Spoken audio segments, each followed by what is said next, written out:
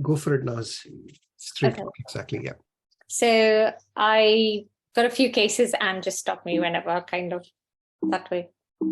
Go for it. Absolutely fine. So the first case, it was a 34-week baby, very good weight, 2.87 kilos, not an infant of a diabetic mother, although behaved like one, from for more than 18 hours, was steroid mature, mom was O negative, and I'll say the reason why later, why this is important. It was a gravid 2, first child was 7 years, alive and well.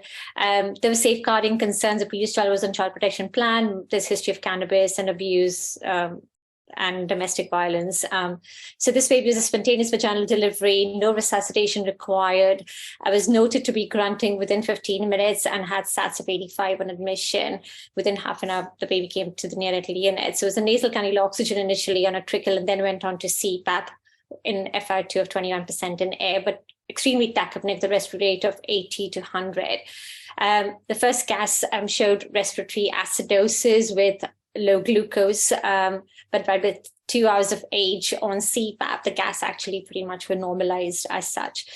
The reason I mentioned about the O negative is the baby's bilirubin was 140, so it was above the exchange line. So the baby had two things going on. One was respiratory distress and sounded like an RDS or a TTN on clinical picture, and also the baby also had, mom was O negative, baby turned out to be A positive, which we didn't know at that time, but also had hyperbilirubinemia, a hemolytic disease newborn, rhesus incompatibility, and we actually went on to give IVIG and an exchange transfusion.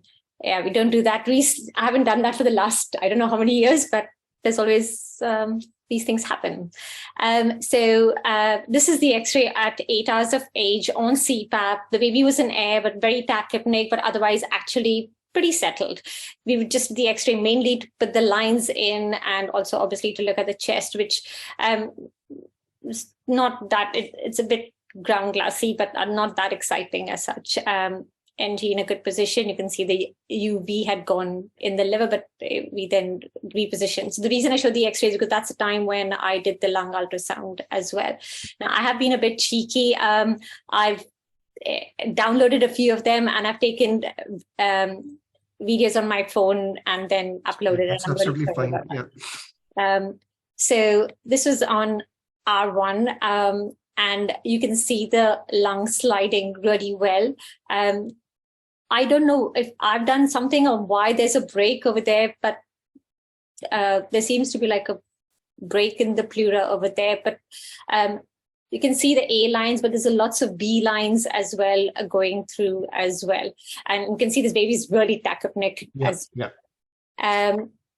On the R2 as well. So the liver shadow was coming in. I think that the 12S linear probe, which we have, is quite big. Actually, it takes quite a lot of, you can actually just do one actually on the whole chest as such. But you can see that there are, although there are A lines present, and sorry, the pleura is sliding and moving, and there seems to be a lot of comet lines as well, but a lot of B lines as well, along with A lines. So AB profile, I guess. Yeah, I would agree with that. I think, so again, very nice images. Your focus is beautiful.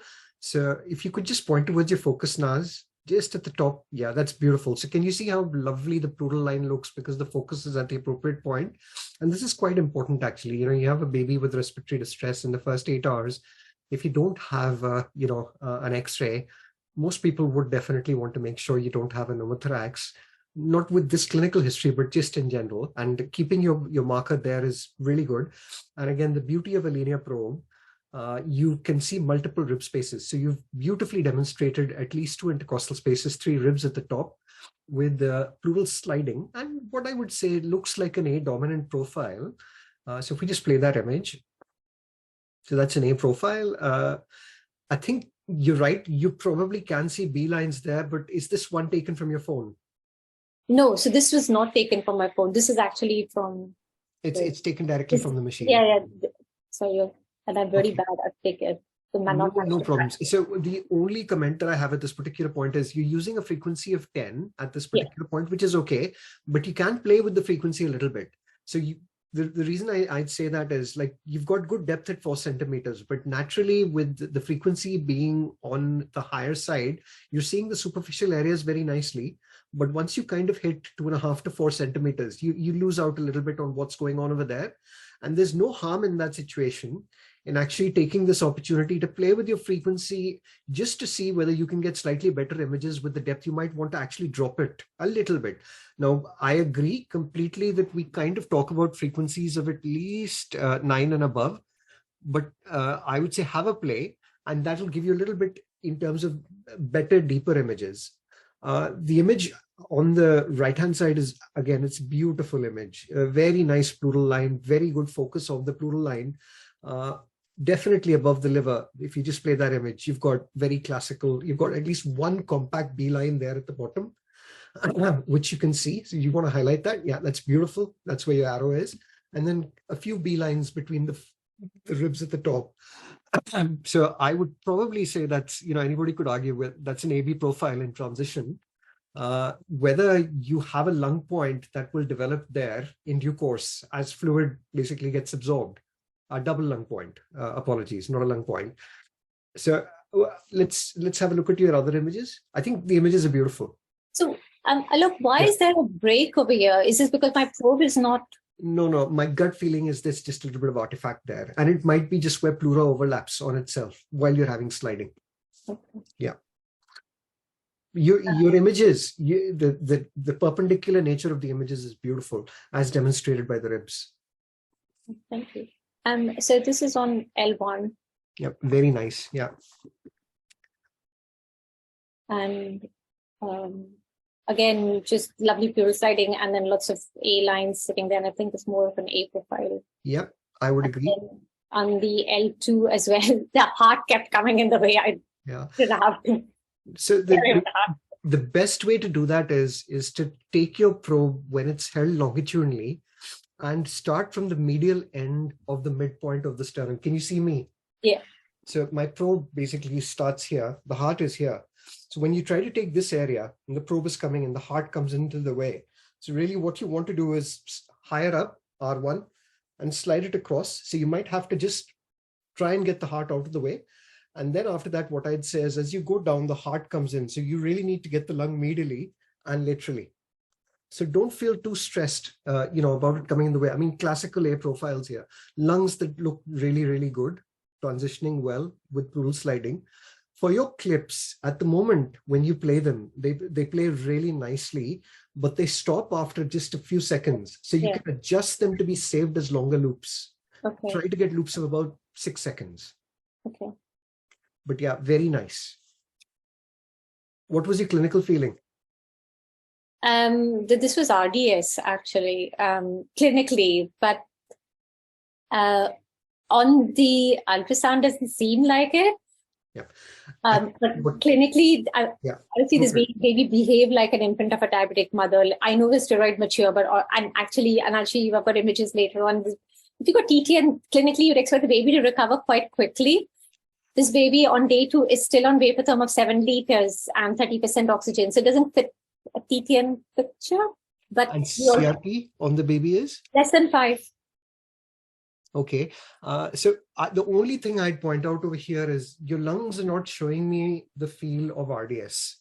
And my clinical feeling is if you did an echo in this baby, you might actually see that the baby has either pulmonary hypertension, which is part and parcel of delayed perinatal adaptation.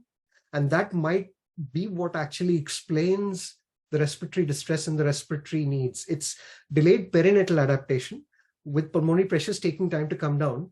Your lungs look beautiful. I mean, at 8 hours of age, the only thing that I'd be very cautious about again in babies like this is that you're not missing an early onset GBS.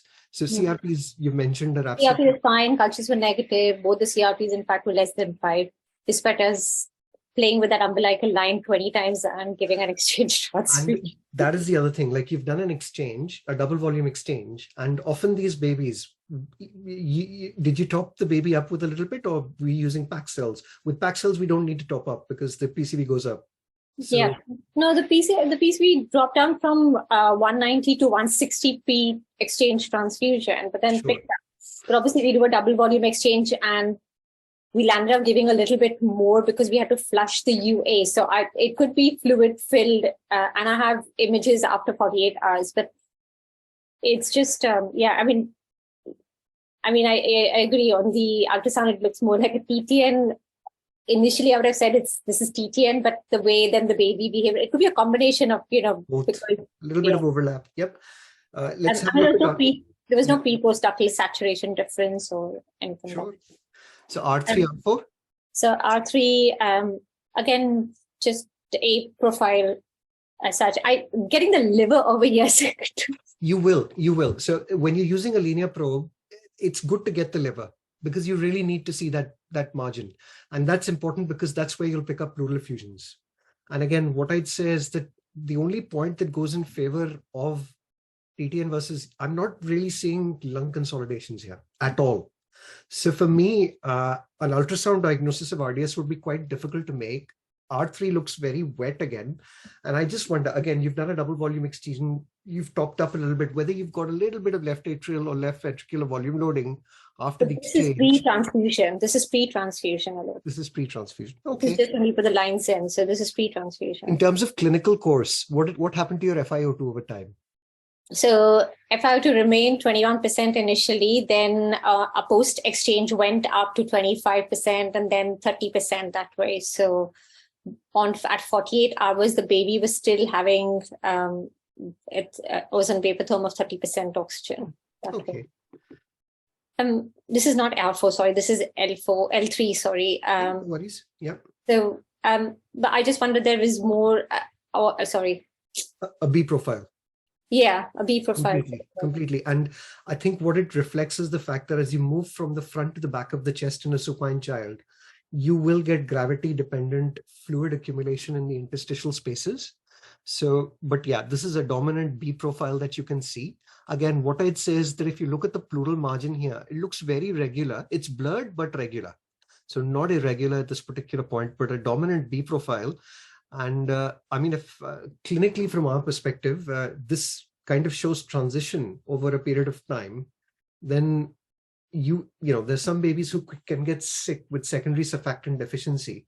I'm just curious, the repeat scan, what does that show? And so I have the repeat scan as well. So this is 48 hours. So we did an exchange around 10 hours of age, 12 hours of age, over 4 hours. So this is 24 hours literally after the exchange as such. So the babies, as I said, in vapotherm 7 liters, in FiO2 actually had crept up to 30% by now. Clinically, the baby gases were fine, baby was stable, but again, there's just a profile, but lots of comet lines coming through as well.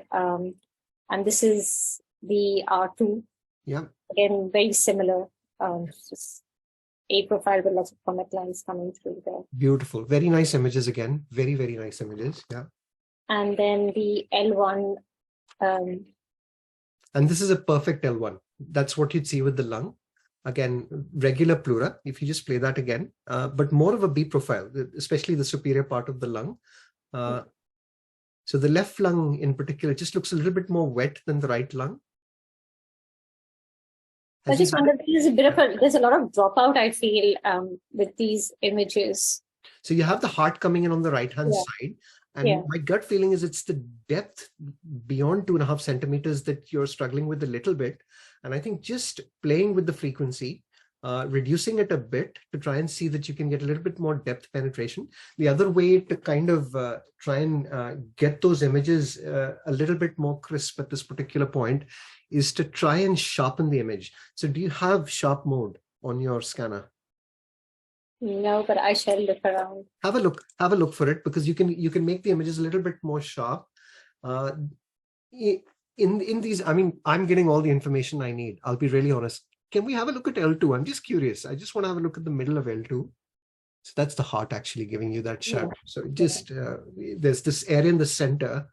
They are A lines basically. They are not. That's not a consolidation. It's because of the heart shadow.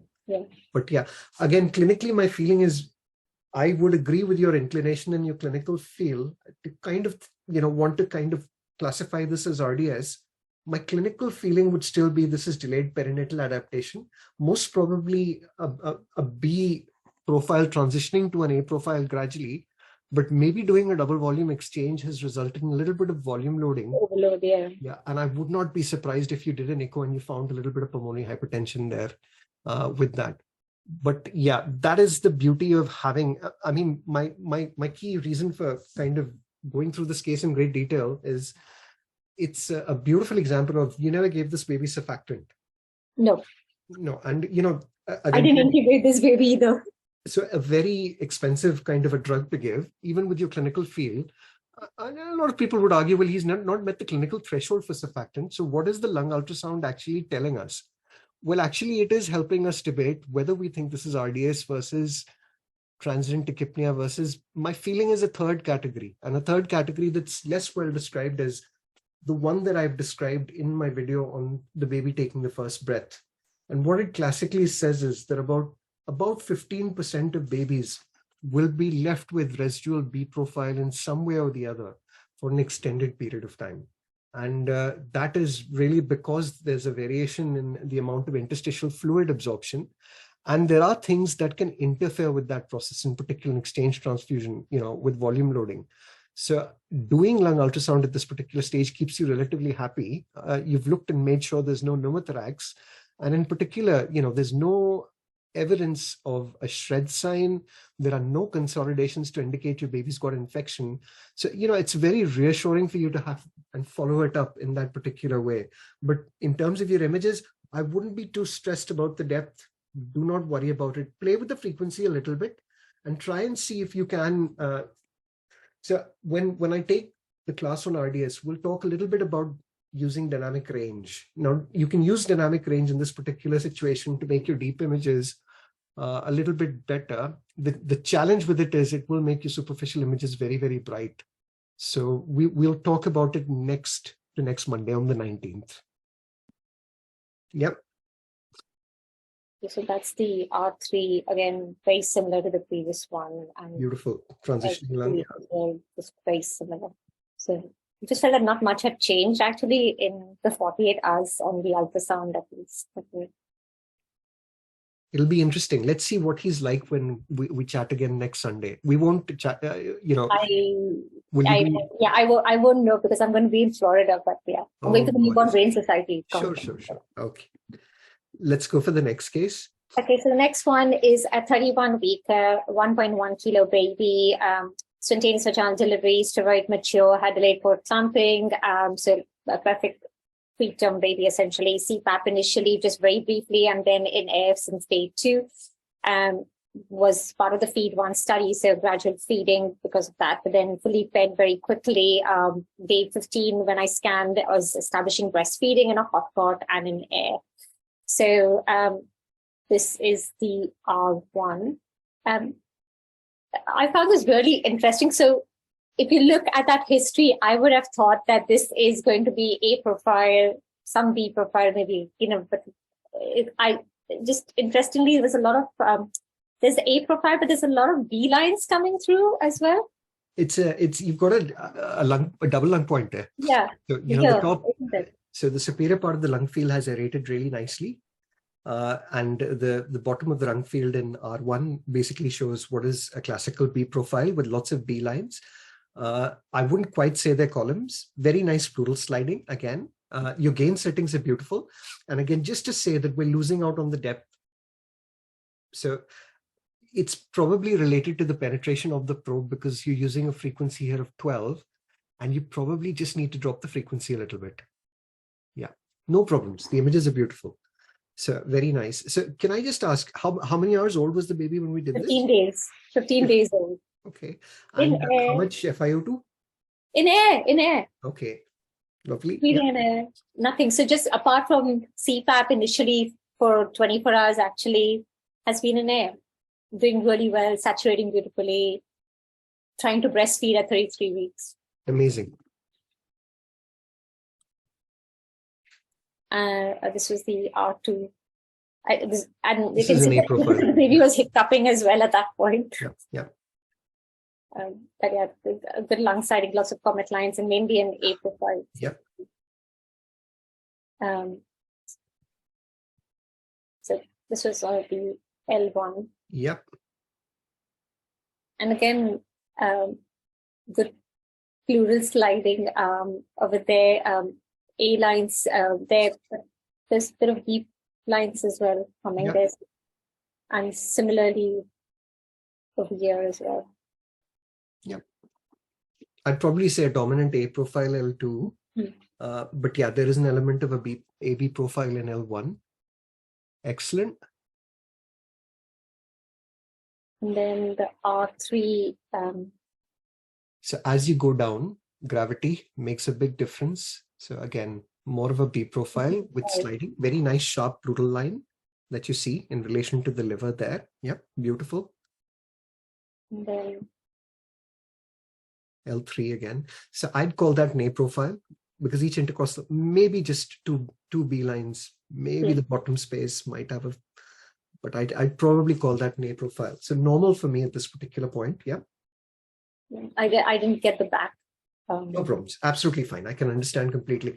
I mean, clinically over there, one of your questions will be, well, slightly unusual. You expect a baby in air to kind of give you a complete A profile. And what I'd say is that as we've described and as the literature has described, a lot of babies with virtually no respiratory needs in terms of treatment at birth, surfactant deficiency, not needing treatment, evolve into what we call as very mild chronic lung disease. Previously used to be called Wilson-McAtee kind of syndrome. And I mean, clinically, it's not apparent because this baby has well aerated lung in the other areas. But some of these babies sometimes might go on to develop an oxygen requirement, maybe in the 3rd or 4th week, which stays for a week or 2, 10 days, and then completely disappears.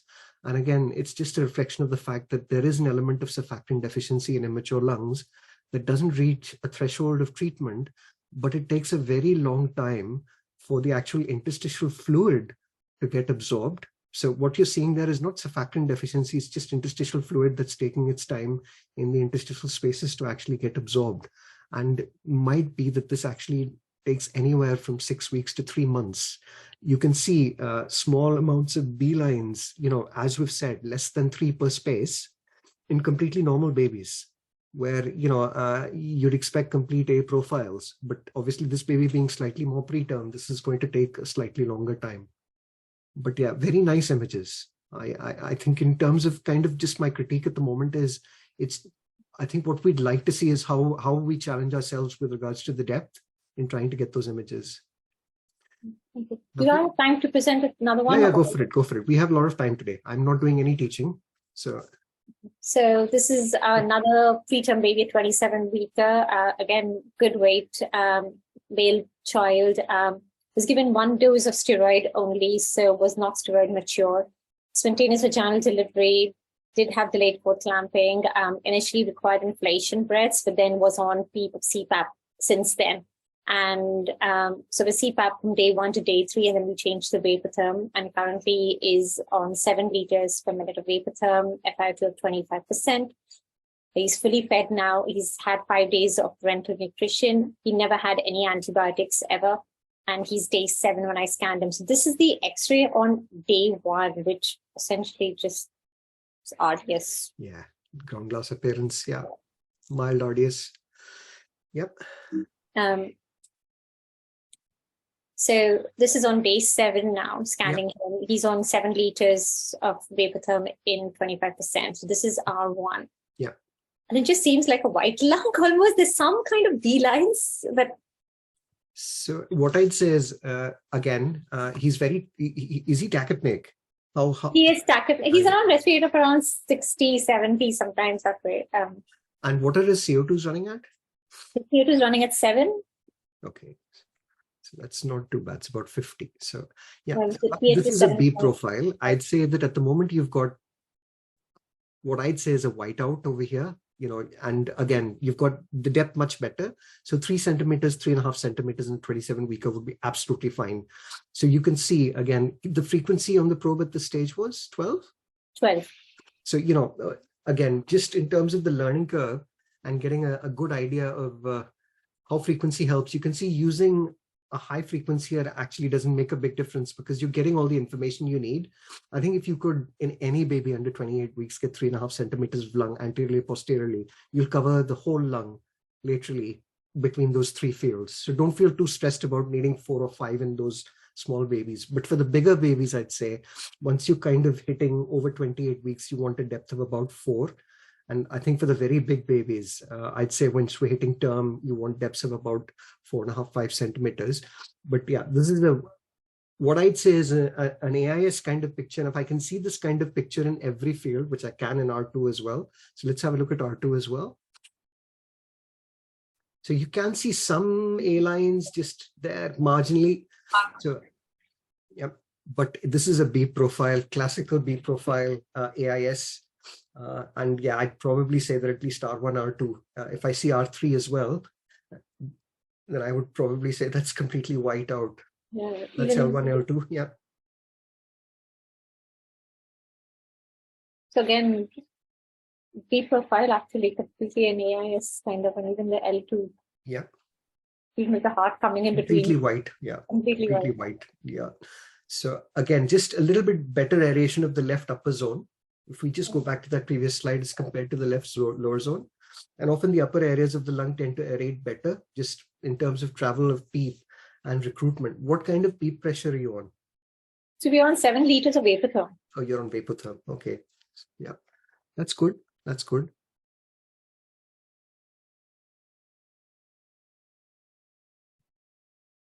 So one of the questions that the audience has asked, so that's Margarita, is that when we go to the back, the pleura doesn't sometimes seem continuous. Now, are you trying to get the back without putting the baby prone? Are you doing, so when you do, the R3 is the lateral side, but are you in the middle or are you at the posterior axillary line? I'm at the middle axillary line. You're in the mid axillary line. And are you, so what I'd say is when you're in the mid axillary line. The baby's so small that essentially it becomes, but yeah. So the pleura can seem discontinuous. I wouldn't worry too much about it. But classically, what you've got here is some subpleural consolidations. So the top margin, yeah, that's it. Yeah, so if you just play the image. So you have subpleural consolidation there with the pleural lines. But these are basically what I'd say compact D lines that are coming through. So again, a classical, very severe B profile. Yeah, I don't have the back. No problems. So, I mean, clinically, what I'd be saying is this baby is probably going to evolve into having a little bit of chronic lung disease. He got 2 doses of surfactant? He didn't get any surfactant. Okay, no, that's okay. That's perfectly reasonable. And what I'd say is that a lot of us, you know, about 50% of babies in the COIN trial actually got away without having surfactant. I think what you might find is that if you followed this baby up, and what people are doing very nicely at this stage, and Al Medina, whose work, you know, has kind of focused on this, will be talking to us about is predicting an outcome of chronic lung disease and its severity, as well as how you manage it. And in particular, you know, one of the questions that we sometimes ask ourselves are, is this a baby who might, with work of breathing and clinical profile, need a little bit more in terms of respiratory support? Not your baby, but she's used lung ultrasound scores to try and make judgments of improvement. But if they remain persistently high, what you define as high and how that correlates with an kind of evolution into chronic lung disease. And in those kind of intermediate phases, once babies have come through that first week of life, what we might be able to do from a respiratory perspective to kind of manage that and maybe try and improve things. It's not something that we're practicing at the moment where I work, because I think clinically from our perspective, most of our babies are extreme preterms. They stay on the ventilator for a very long period of time.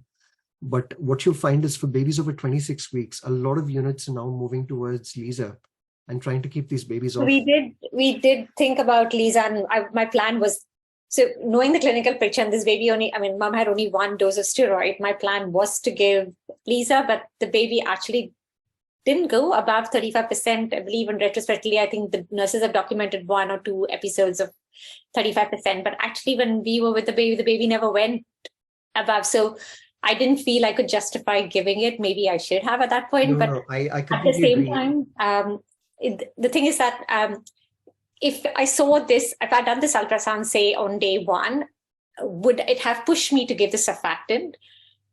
And now that the same thing is there at day 7, does it change anything that way on an ultrasound?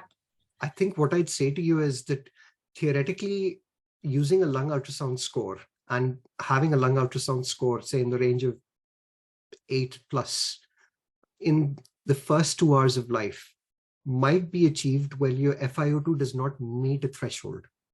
And that's why a lot of people who want to use lung ultrasound for treatment in babies who have RDS, especially under 32 weeks of gestation, will try and do their lung ultrasound within or at about 2 hours of age and try and get their scores, because most of the purists, that's Nadia's group, Dr. Bratt, they would basically say that you're meeting those scores and that's showing you severity of illness before the baby's actually achieving those thresholds. And actually their argument is that those babies do need treatment.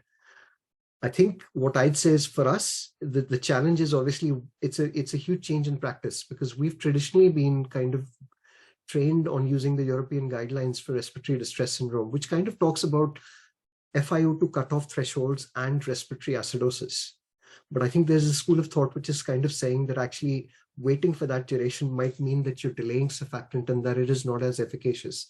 I'm not sure, and I think Nadia might disagree with me, that we have enough evidence to say that you can either make judgments based on lung ultrasound alone at this point. I think we need more studies to kind of come out. I mean, the question that people ask me, well, will I use it in my practice? I think if I have a baby, say, for example, who is hitting a threshold of between 25 and 30% under 32 weeks of gestation, and I get a dominant lung ultrasound score, which is over 8 at about 2 hours of age, I'd have a very low threshold of LISA. Very low threshold of doing LISA in that case. And in those situations, what I'd say is, what is very important, again, is using your clinical judgment. I'm not saying that you just look at the lung ultrasound alone. Look at the work of breathing on the baby, look at the CO2 clearance, take everything into account. But yeah, my threshold would swing, and that's because I'm doing it. And it's interesting, as the group progresses, we'll be speaking to you in 6 months to kind of ask you what your thoughts are, because obviously you'll gain a huge amount of experience in doing this, which you'll share with us. So, it'll be very interesting to see. We're 40 people in this group who are learning from each other. It'll be very interesting to see what your own clinical experience says about those judgments.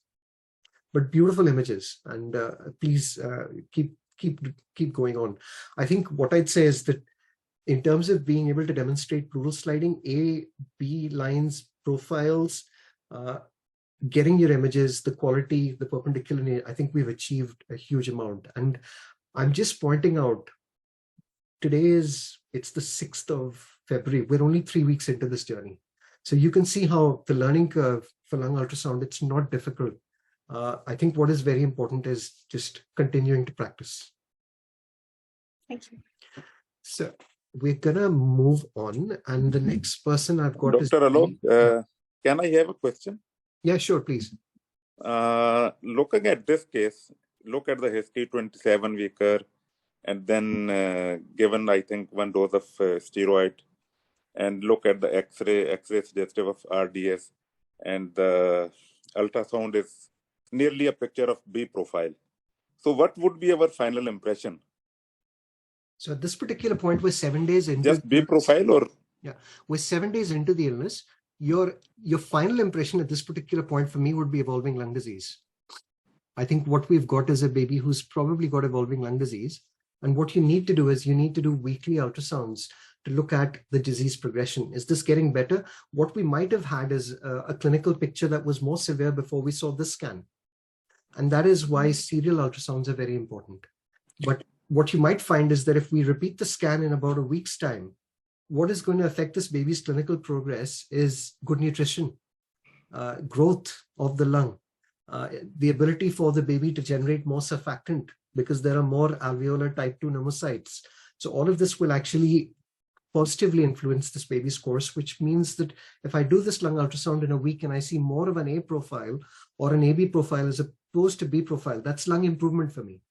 On the other hand, if this baby were to get an infection, or say, for example, get, have a light-related sepsis and take a knock and not grow as well, then all of those things might interfere with that process of transition where a baby has evolving lung disease in the context of previously having had RDS, so that he might take much longer to improve.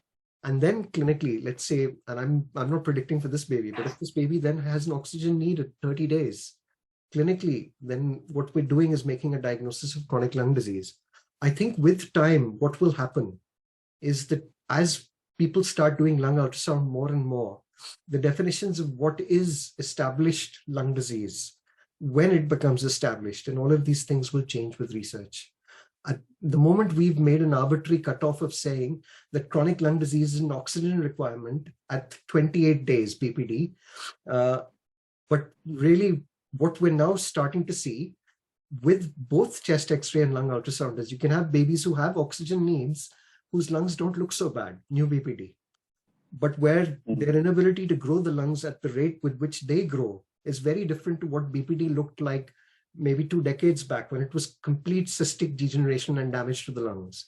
And I suspect now with lung ultrasound, what we'd be able to see is we'd be able to define that progress much better. I think it's a really good question for us to ask Almudena when she presents. But yeah, I'd say that you've got an evolution of lung disease at this particular point.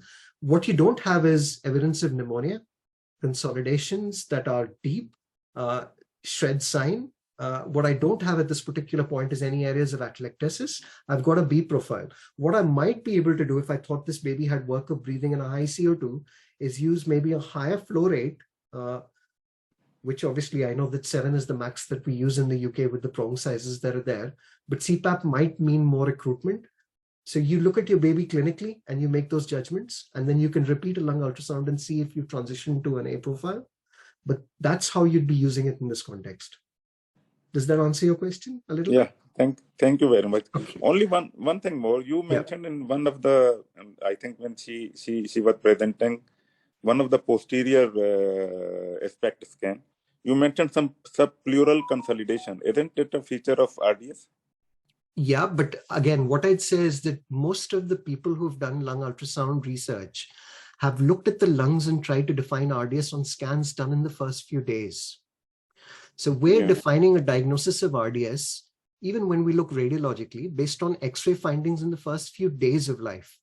However, for babies about 10 to 12 days of age, there are sequelae left because of that respiratory distress syndrome. Now, we don't call it chronic lung disease, but they can have a reticulogranular appearance. They can still have air bronchograms and a ground glass appearance. We don't quite call that RDS, but it's the residual impact of RDS in a baby who's gradually either getting better or worse. So I would focus on trying to define what this lung ultrasound or that chest X-ray is telling you in the context of what you can see clinically. And for me, from what Naz is describing as a baby who's actually stable, who's got a little bit of work of breathing on Optiflow, who's probably, my gut feeling is, I think if we'd done the ultrasound earlier on, it probably would have been worse than what we're seeing at this particular point, in that we might have seen a complete whiteout of all areas, no aeration at all. So again, if we'd serially been able to follow those things up, we might actually say this looks better. Thank you. So just looking through any other questions. Jean, technical error with PowerPoint file on my side. Can I go last? Absolutely fine. So Dr. Funny Priya, are you able to share your slides? Yeah, sure. I'll just see if I can. So I've got Kirti next. Kirti, are you also ready to share? Yeah. Okay, beautiful. Can I? Is my screen visible, Dr. It is Alok? visible. Yeah, it is visible. Okay. Then I'll start.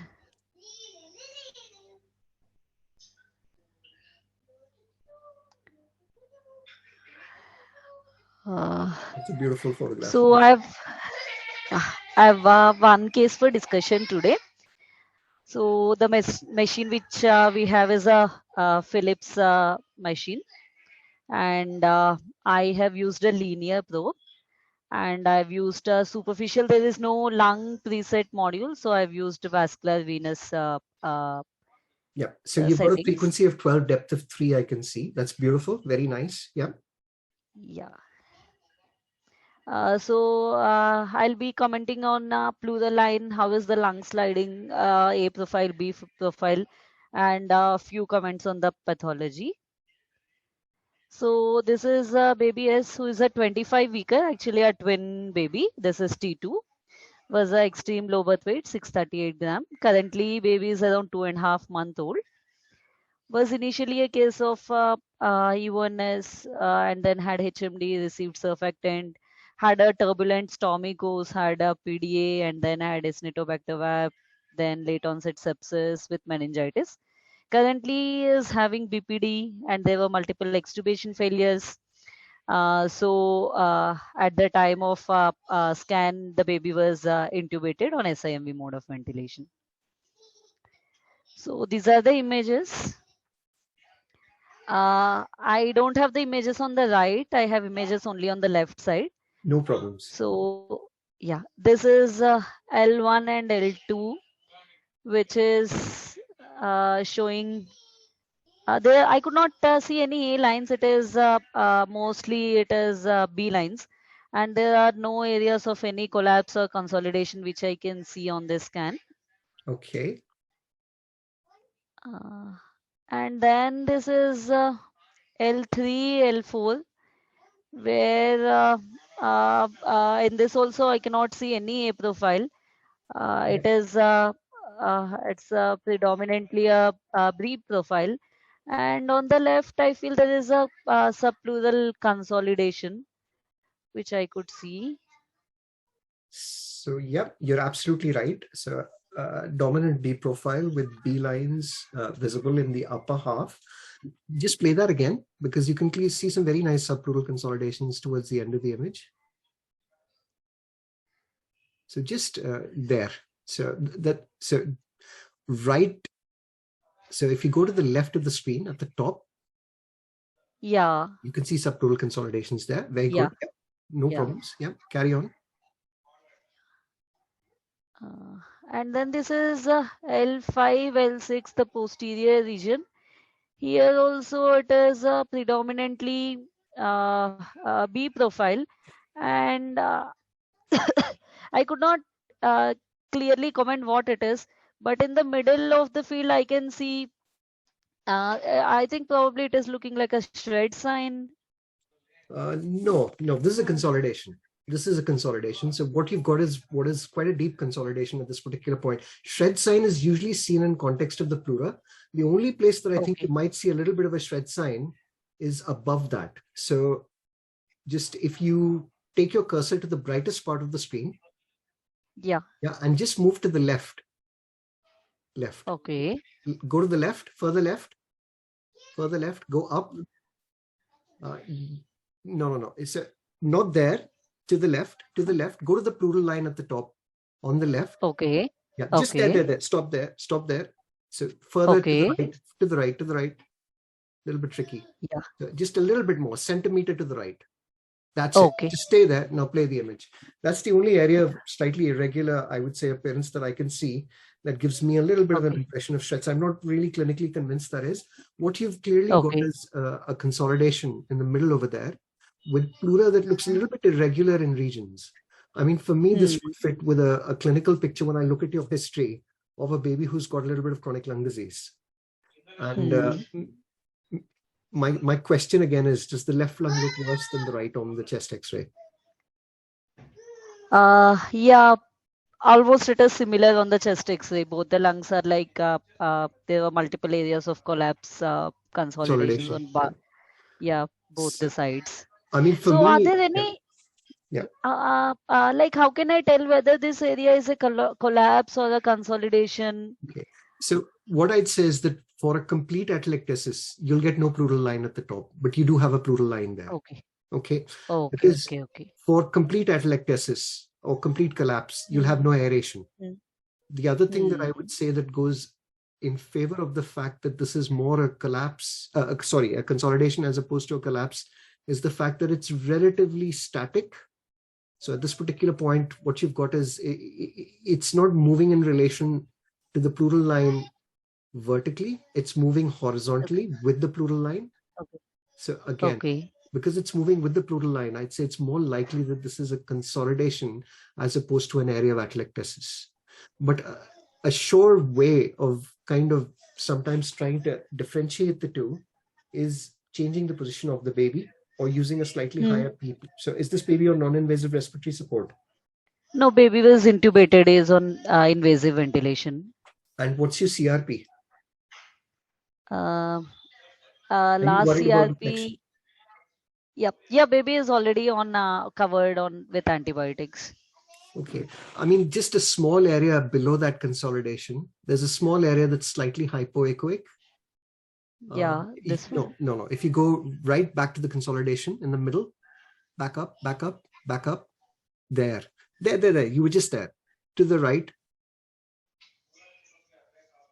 So there's this, yeah, just there. There's a small area that looks hypoechoic. If you play the image again, just that area there. Again, the question from my perspective is that's not in relation to the pleura. So I wouldn't class that as shred sign. I think that's just an area of consolidation. Shred sign is usually seen in relation to the pleura, and there's usually fallback of tissue from the pleural line for shred sign to be apparent. Okay. I mean, you've got a dominant B profile there with a consolidation that's visible. I think evidence of chronic lung disease for me is what I'd say. Okay. Okay. Thank you. And one more image of L5 and L6. Here also I can see. Now you can see a very nice shred sign. Okay. So just, this is a very, very nice image. Beautiful. And this is, so again, what I'd say, guys, is while you're playing your frames at the moment, what is happening is I'd really like you to keep your images in loop. So do you know how to put your images in loop? So when you go into PowerPoint, not exactly. When you go into PowerPoint, you click on your video, double click on your video, and basically it will say loop until the end. So keep loop. So by keeping it in loop, it just gives us a slightly better feel of the image while you're playing it. So this is the posterior part of the lung, L5, L6. And have you done this supine or prone? I've done it in prone position. Okay. So again, a very dominant B profile, but if you just play the image again, you've got a completely destroyed pleural margin now with what are lucent areas below the pleura. That is classical shred sign. But in addition to the shred sign, you've got these white areas below that you can see that move. This is dynamic air bronchogram. So just below that. Sorry, I could not follow you. I could not get it exactly. So when you look at L5, L6. Yeah. So when you look at L5, L6, if you look at the pleural margin at the top of the image, it's completely destroyed. Okay. Yeah. Right. Now, if you look at the area below that, that looks dark and black. Which one?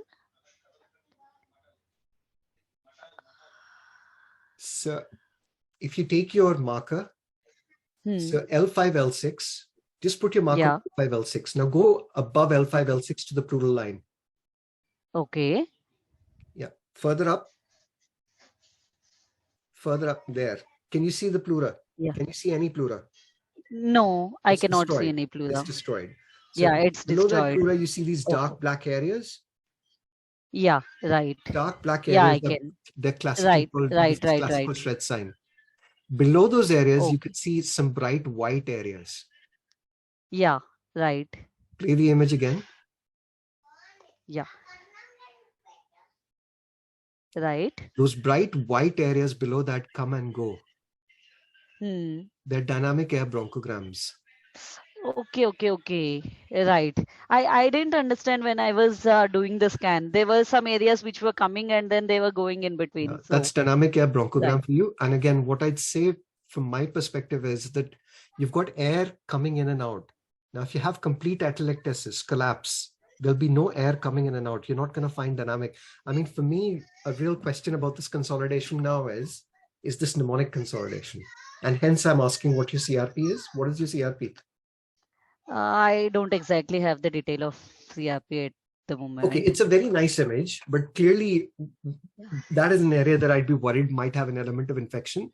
I'd also say that extremely preterm babies who develop cystic chronic lung disease, where the lungs get damaged, you can have an appearance very similar to it. You can have this appearance in PIE as well, pulmonary interstitial emphysema. But I think if I were to clinically correlate, your baby would probably have chronic lung disease.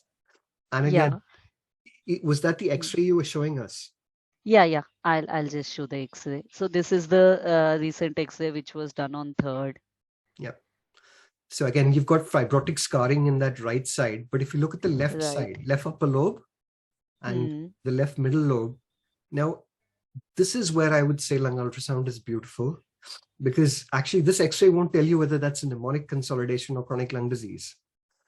I think if you had a high CRP in this baby and you were concerned about infection with the shred sign, I would be very worried that this baby has, a possible mnemonic consolidation there. Right. So can you see how important clinical correlation is? It's absolutely crucial that you're really thinking clinically. But again, very nice kind of images that you can see, a good exposure, good demonstration of the pleural line perpendicular. Your depth is decent. Your focus could be a little bit higher. So you can try to get the focus of the pleural line, which means that the left half of the spleen, which looks a little bit blurred, will look a little bit better.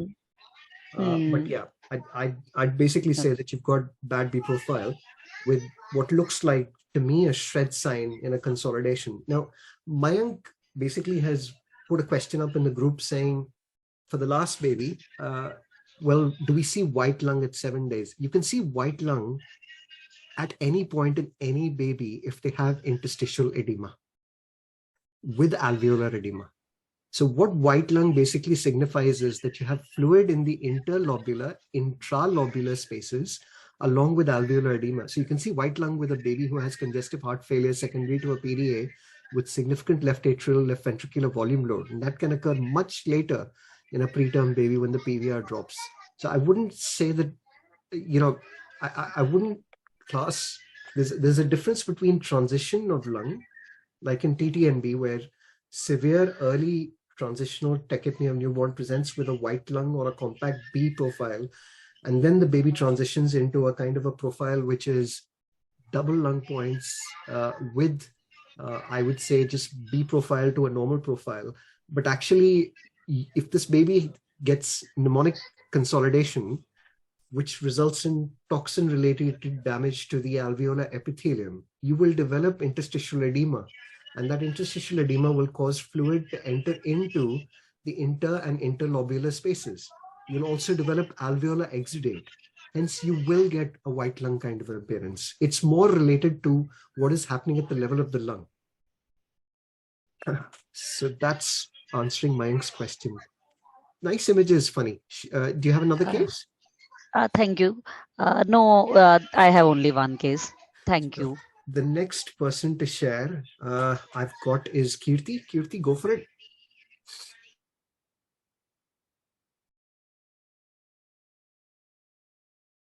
So just again, for feedback, just to everybody, when you're on PowerPoint, what you could see is that I keep my images in loop, so they keep circulating. So try to keep your images in loop. And that just means you don't have to click on them again and again. May I ask a question while she's presenting? Yeah, sure. Is that Mayank? So, yeah. So you also told that another differential for that L5, L6 appearance could be PIE. Yeah. So would PIE have dynamic bronchograms? I was thinking it be more of static bronchograms. You're right. No, you're right. PIE wouldn't have dynamic air bronchograms, more likely to have static air bronchograms, but the shredded appearance of the lung, I'd say that is the differential that you have to be careful of. It could indicate mnemonic presentation, but I have seen it present with severe PIE as well. So I'm talking about the shred sign. Okay, thank you. Okay, so this is a 23 weeks, 4 days baby who was born about 3 weeks ago. So at this point, he was at a corrected age of 27 weeks. In the background, just to note that he had RDS with early onset sepsis, and he had another bout of sepsis with high CRPs, but never really grew anything on cultures. And he had been on a ventilator since birth. These are some of the images. So the first one, whoa, okay. Yeah. I feel was the pleural line is irregular, broken. I couldn't appreciate the lung sliding. Yeah. The B lines were more like AIS. Yeah. And I wonder if those are subpleural static air bronchograms with maybe shred sign. Absolutely. This is a beautiful image. Sorry, not for the baby. I apologize. I mean, tube ventilated, this baby? Yeah, since birth. Mhm. And very bad chronic lung disease? Yes, X-ray? that's where he's heading. Yeah. I mean, what you've got is absolutely beautiful images. So depth, first of all, 4.5 centimeters.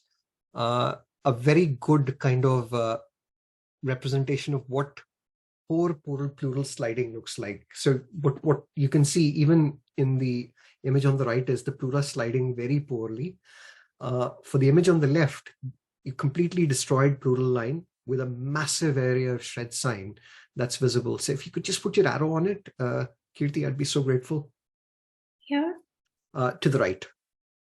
But that's that area there. It's a big area of complete destruction of the lung, which is a massive shred sign. You have these small areas, small shred signs just to the left of it, which are also visible. And classically, from our perspective, what you can see is, again, these static air bronchograms just below with an area that's quite consolidated. So again, just over the shred sign. So when you put your arrow on the shred sign, just that big area of shred sign. Yeah. Yeah. Now that entire area above it, those, my cursor keeps disappearing. Don't worry, that is a big consolidation. Okay. Below that, what you've got is classical compact B lines, beautiful compact B lines. So again, just a reflection of the fact that this is a severe B profile. Compact B lines usually indicate severe B profile with a very severely consolidated lung with completely damaged and broken down pleura with severe shred sign. Now, this is where I come back to Mayank, and I was kind of saying that with very severe kind of chronic lung disease, especially if you get cystic change, you can find shred sign in that as well. What's the CRP doing on this baby? So at this point, the CRPs had come down. It was about 7, 8. But at birth, this baby had CRP up to 65. 70. Oh, yeah. So did we have any lung ultrasounds at birth? No, this is all that I did now. Sure. I mean, the question that I'd ask is whether you might have had a mnemonic consolidation at birth, which you've treated, a CRP of 265. What have you grown from ET secretions? So far, nothing. Okay. Excellent. So your image on the right-hand side, again, compact B lines, irregular pleura, poor pleural sliding, some element of subpleural consolidations that you can see. Now, there's a very small area on the right side that looks like a small shred sign. No, the image on the right. Okay. So just go further to the right. So to the right, to the margin of the scan, come down. I can't see the side. Here? Yes, just there, just that area there, that area of lucency. Just looks like maybe you have a small shred sign there, and you have a small effusion. Over here? Yeah. Above here? Yeah. I thought that was my probe, which wasn't. I think you have a small effusion there. It would be very interesting to kind of see do a transdiaphragmatic view, because that's where you'll see the maximum fluid collection. It could be the probe as well, but yeah, it looks very lucent to me. Okay. The only point against it is the fact that, you kind of slightly, you don't see it in entirety in that region. So it would be very interesting to see a kind of a subdiaphragmatic view to see if there's collection there. But again, severe B profile with compact B lines. So poor sliding. So absolutely B dash profile. And I'd say probably very bad chronic lung disease. This is the left side, right? Have you got the right? Yeah. And are these all the air bronchograms that were? Sorry, can I ask where are the air bronchograms on the left image? So I'm not convinced there are static air bronchograms there. So for me, what I'd say is those are subpleural consolidations. Okay. Yeah. They're not static air bronchograms. They're subpleural consolidations. And the one on the right side, does that have? So again, what I'd say is that the question is that parents right? So there are definitely some static air bronchograms in the middle, right? Yeah, just above. Can you see those dots? So just below, just go further down there. That's it. Those two. That's a static air bronchogram for you. Again, Okay. yeah. Mm. So very bright. If you come to the right of the screen, move to the right, just horizontal. Keep going to the right, to the right, to the right. Stop there. Now just move down 1 millimeter. Those bright areas, those are static air bronchograms. So Okay. fluid in those lungs as exudate with pneumonia will appear dark, but when it appears bright, it is air. So that is a static air bronchogram for you. Okay. But in the image on the right-hand side, at the top of the pleura, Mhm. those are subpleural consolidations. They are not static air bronchograms. Okay. Okay. Then this is on the right side. This again, the pleura is broken and thickened. There Yeah. was no lung sliding. Again, compact B lines. Yeah. I thought that these were air bronchograms, but I don't know if I'm right. So the air bronchograms, if you come to the left of the screen, Yeah. so there's this, they're beautiful. Those are static air bronchograms. This is classically described as star in the night appearance. So when you see bright stars in the night, and this is an appearance that we describe with mnemonic consolidation. Okay. So again, shred sign. I mean, this is kind of an X-ray that I'd expect to see with, you know, a gram-negative kind of a pneumonia as well. That we see a lot of where I work in the Corniche at the moment. We have a lot of gram-negative pneumonia. So did we draw anything gram-negative from this baby? No, nothing. Whoa. But the mom has GBS. Baby doesn't have anything Okay, fair. So she's so far. Yep. And again, for those of you who like to use the terminology glass rockets, so if you look at the right-hand side of the screen, there this line of 3 that you see here. The adults would classically call them as glass rockets. I want you to stop using those terminologies. Just call them static B lines. These are B lines. So these 3 B lines that you see are beautiful. And then you see a compact area of B lines to the left. So come to the left, right to the left, parallel to these. So Here. no, further down, to the left, bottom of the screen. So keep moving to the left. I'll tell you to stop. So stop near the 4. Stop near the 4. There. So if you just move up vertically, that is a compact B line, that entire white area. Okay. Yeah. So those are compact B lines, and these are B lines per se. Now, the reason you can see 3 B lines moving through the entire area of the lower half of the lung is because you've got tissue that is in sync. So the tissue is continuous. But what's happened when you move to the left side is that the upper half of the lung between 0 and 2 is destroyed. It's classically undergone necrosis. So like a necrotizing pneumonia. And you've got tissue in the middle with these bright areas, star in the sky appearance. That is what is a mnemonic consolidation. Now, some of you will then be able to understand that you've then got a little bit of an element of atelectasis, which is why you can see those compact B lines below that. So have you got the chest X-ray on this baby? Yeah, in the end. Okay, no problems. Carry on. Very nice images. Beautiful. I On wouldn't be able to the get such nice images myself. so basically on the right lateral side again, the absent pleural line with absent sliding sign. Are these all then shred signs? Yeah. Or this is rib shadow? So it could be either. For me, I would say that when you move to the left of the screen, where you have this starred out appearance, not this image, the one on the left. Okay. That area below those dark areas to me could be shred sign. Over here, again, what I'd say is the reason I think this is shred sign as opposed to being shadows of the ribs is they don't extend completely down. So I do think there's an element of shred sign there. And then you have these static air bronchograms in the middle. So very bad shred sign. Sorry, yeah, not good for the baby. Is this the fractal sign? So Or- fractal and shred sign are the same thing. Okay, I thought the pleural breakage was fractal and shred was... No, they're synonymous terminologies. Adults like to call it fractal sign. We call it shred sign. Yeah. Okay. And this is the X-ray with hyperexpanded lungs, PIE changes, right upper lobe collapse consolidation. And naturally, you'll have areas of atelectasis within this as well, because there'll be less well-aerated areas of the lung. But I think, you know, it's to say that even without looking at the chest X-ray, Those lungs look pretty horrible. And this is probably a baby who might need steroids going forwards once you're absolutely certain you've kind of gotten top of the infection. But yeah, beautiful that's images. the next step now, to start on dexamethasone. Okay. Any questions about this case? Yeah, I have put one question that I felt that the lung was moving quite less.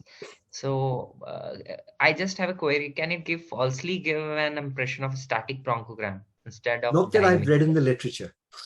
I think what I'd say is that if it looks as bright as you could see on that star in the sky appearance, that is very bright. For me, those are static air bronchograms. Absolutely no doubt about it. Yeah. Okay. Thank you.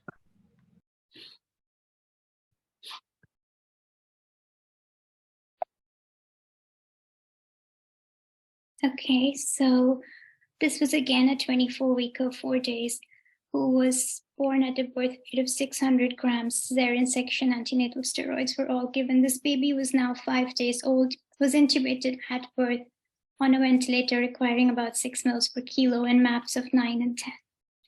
So this I had done on day 5 of life. So on left anterior, is this just my probe that's making the pleural line look irregular and thickened, or? No, I genuinely think it's irregular and thickened. Yeah.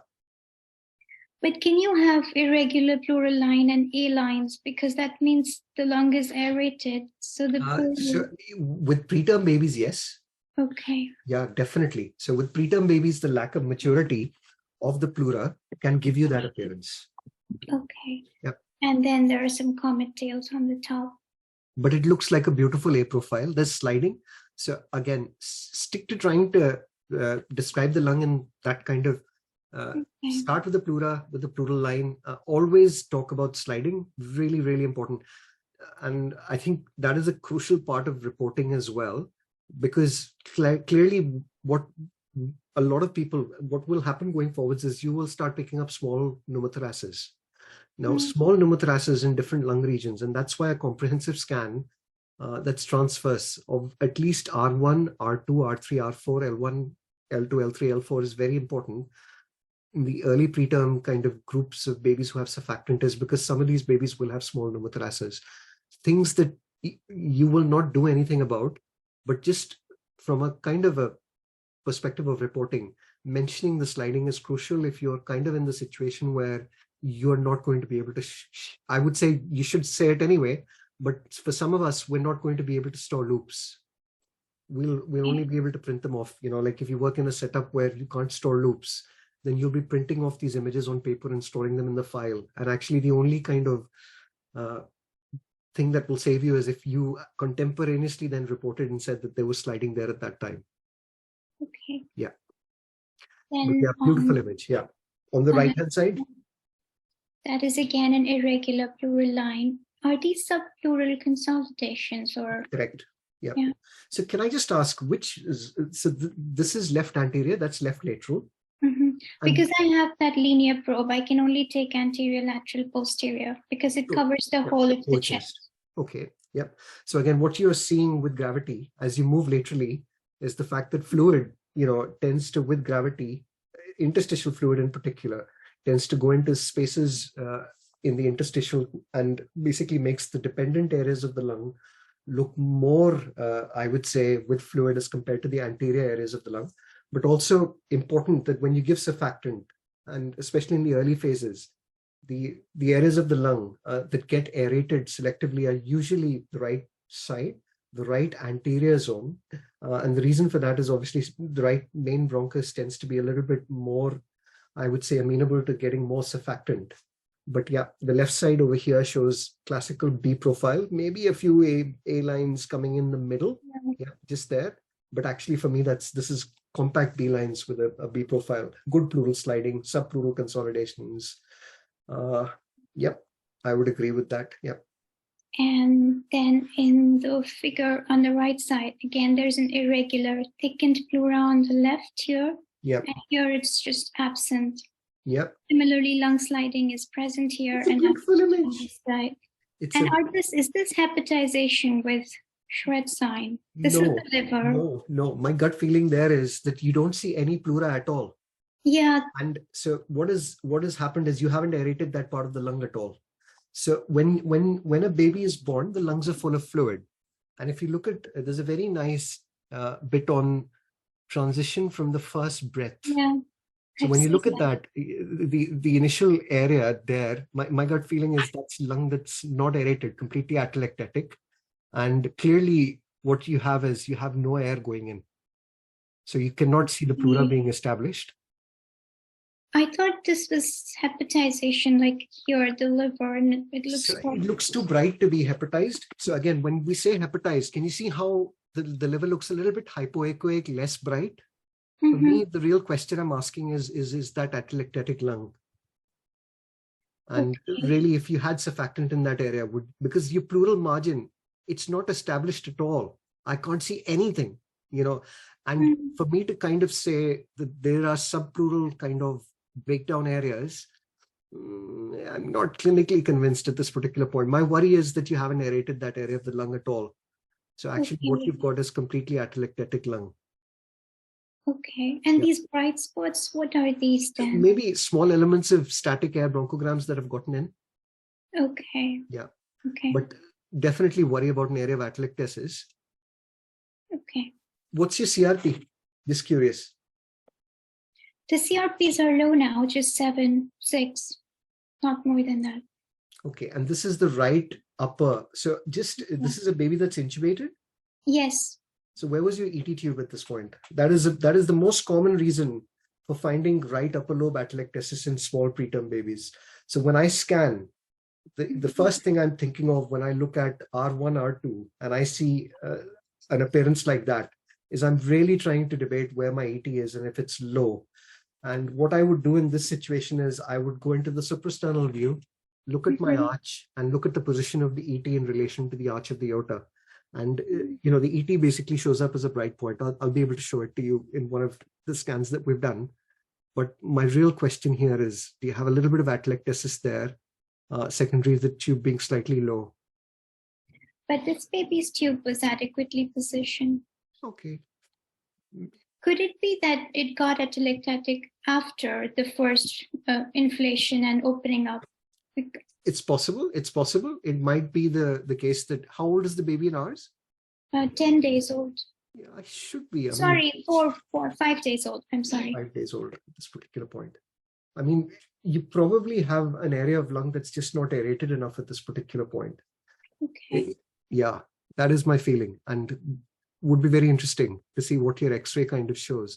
Because even when you look at the right Zor zone, it's just in continuity. What you've got is, my gut feeling is the same region there. Just to point out, very, very important, you're not quite perpendicular here, which is why you have dropout in the top half. Okay. But what you've got is a little effusion there. Can you see at the top? Here? Yeah. You've got an effusion. Okay. You probably have a very small minimal effusion here as well. Will it be more evident if you do M mode? So it will. So not that area of lucency that you see at the top. I wish I could. So like if you follow the pleura. Yeah. Yeah. Just below you see those dark areas. That is fluid. Yeah. And it's very well apparent when you see the lower image, the right lower image here, between the rib spaces. Yeah. Over here? Lower down. Lower down. Go right to the bottom of the image. So no. Sorry, my apologies. So go right to the right of the image. Right of your screen. Oh, sorry. Right of your screen. Now go to the top. See that loosened? Yeah, that's it. That's the element of effusion that you see over there. And again, when you look at the margin of the image on the right, you see this area again, which just does not have any pleura. You've got a lot of static air bronchogram that's visible over there. This is static air bronchogram. And the real question I'm asking myself is, it is a consolidation, but is that atelectasis because you've got no pleura at all? I just cannot establish any pleura there at all. Okay. Is this not pleura over here? It is at the bottom, but when you go to the top, Can you define the pleura anywhere below the ribs? No. I cannot define the pleura at all. So I would say that's an area that worries me. Okay. You know, is that an area of lung that is atelectatic in addition to having consolidation? The reason it's probably both is because you have static air bronchograms, and they are actually visible even in the previous image at the top. I thought this was dynamic because it came and went, but maybe it's static. It's the reason I use the word static is dynamic basically means moving in and out of the bronchioles. So you should see them moving like a snake. Whereas this is just the appearance that you're seeing is they appear less bright and more bright with breathing. Okay. But they're in one position. So just that concept that you have in your head. So static and dynamic, basically dynamic moves in and out. Okay. The fact that they become bright and less bright, but they stay in the same position, that's static. Okay. If they stay in the same position and they appear more bright and less bright, they're still static. But for dynamic, they will move in and out. Okay. Okay. Thank you. You don't have the X-ray by any chance? I have the X-ray. Yep. This is I think what we were looking at. Yeah, completely. I mean, for me, the question is whether you have an element of, and I think if you look at that tube, you know, you're right. It's okay, but it's quite close to the carina. And I would say that, you know, for a baby that's moving in and out, I cannot emphasize enough. When I do a scan and I look at that, the first place my thoughts go to is where is the tube? And it's really important because especially with these babies, you know, the tube moving in is a very common reason for overventilation of the lung. And actually for these extremely small preterm babies, they develop PI very quickly if you're just ventilating one lung. And I would say it's absolutely crucial, you know, to try and make sure that your tube is kept as secure as possible. The most common reason that the tube migrates in is when we're trying to do cares, handling and moving babies supine prone. And I think it's really crucial that babies are, you know, we try to manage that aspect of them. But again, a very good example of the right side. If you look at that, I mean, I can't show it to you, but can you see the margin of the collapse at the bottom there? So it's very dense at the top. Yeah. Which would give me the feeling that this is not just consolidation, this is a collapse consolidation. And then you've got a reticulogranular appearance for the right. The left lung looks a little bit better. And I'm assuming the PICC line was pulled back. Yeah. Okay, well done. Beautiful images. Really lovely. I'm learning so much from everybody today. It's beautiful. I have one more case if there's time. No, absolutely. So I'm just, we have time today till 5. At 5, I will have to go, but we will have a lot of peer review. So please do not feel anxious if we miss out. So this is a 24-weeker, 2 days, now 2 months old with corrected age of 35 weeks, evolving CLD, underlying PTA, and is on a high flow of 8 liters. These are some of the images. So beautiful. In the left, because this baby was laying prone, so I have taken posterior and lateral. The pleural line is irregular and discontinuous. Yeah. I think this right here is the fractal sign, but I was thinking, small. And the compact B lines with B prime profile. Yeah. On this one, again, irregular, discontinuous, pleural line, absent sliding sign with compact B lines.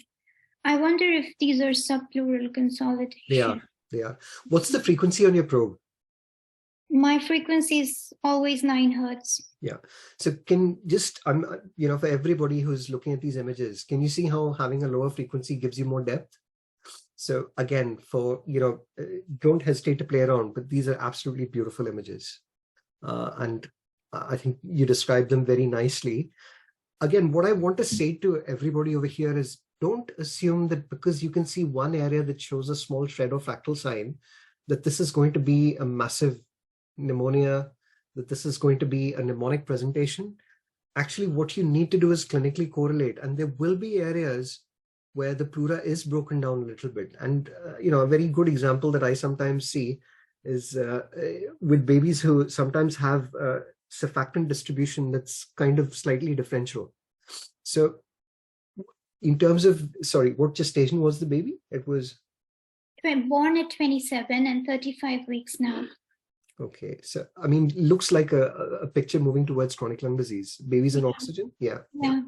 Okay. Then on the right side, again, it's a discontinuous pleural line with absent sliding sign. I wouldn't say absent. I wouldn't say absent. I just, again, just your terminology is very, very important here. Once you say absent or that the pleura is not sliding, you're really implying the baby has a pneumothorax. And I would say that I think this pleura is sliding in all the areas. So the right posterior, I feel relatively confident. And the reason I say that is if you just look at the comet tails as well, they move from side to side in each space. So I'd probably say sliding is reduced, but I would be wary of saying absent. Yeah. Okay. Yep. And then, and with B lines, B prime profile, compact B lines. Yep. Beautiful. And in the right lateral, and I'm not sure why it was coming this way. Is it because of the lung pulse? So the question from my perspective is, it's a little bit too slow for lung pulse. Lung pulse would be kind of the heartbeat. The real question I'm asking is, it's just probably the fact that the baby's inspiring and expiring. And what is happening is that your compact B lines are merging together at that point. And that is giving you a little bit of artifact over there. You're talking about the middle, right? Where it gets tense. I think it's just the difference between expiration, inspiration. I'd also say that your probe is not entirely perpendicular. So you might have an interaction of sound waves basically bouncing off each other and getting trapped to give you this. I'd call that artifact. And I think what you know, this is a breathing baby. Like if you want to see whether that's artifact or not, what you can do is try to get the baby to cry a little bit. And actually, if he cries and he aerates the lungs, that'll actually clear this out. Now, if it still persists while he's crying, then that, you know, the question that I'm asking is that consolidation. You get what I'm saying? My gut feeling is it's artifact because your B lines are merging just because of inspiration, expiration. But again, I can see the pleura sliding everywhere. Now, these are classical acoustic shadowing from the ribs. Now, you know, the last few cases where we saw very severe fractal or shred sign, can you see how regular the top margin of the acoustic shadow is behind the rib? Whereas when we looked at your previous images where we were confused whether that's a shred or a fractal sign, those areas look quite irregular. Hence my worry that they could actually be shred sign. Okay. How can you tell a lung sliding in this? Because I thought that I couldn't see lung sliding. So is that on the left or the right?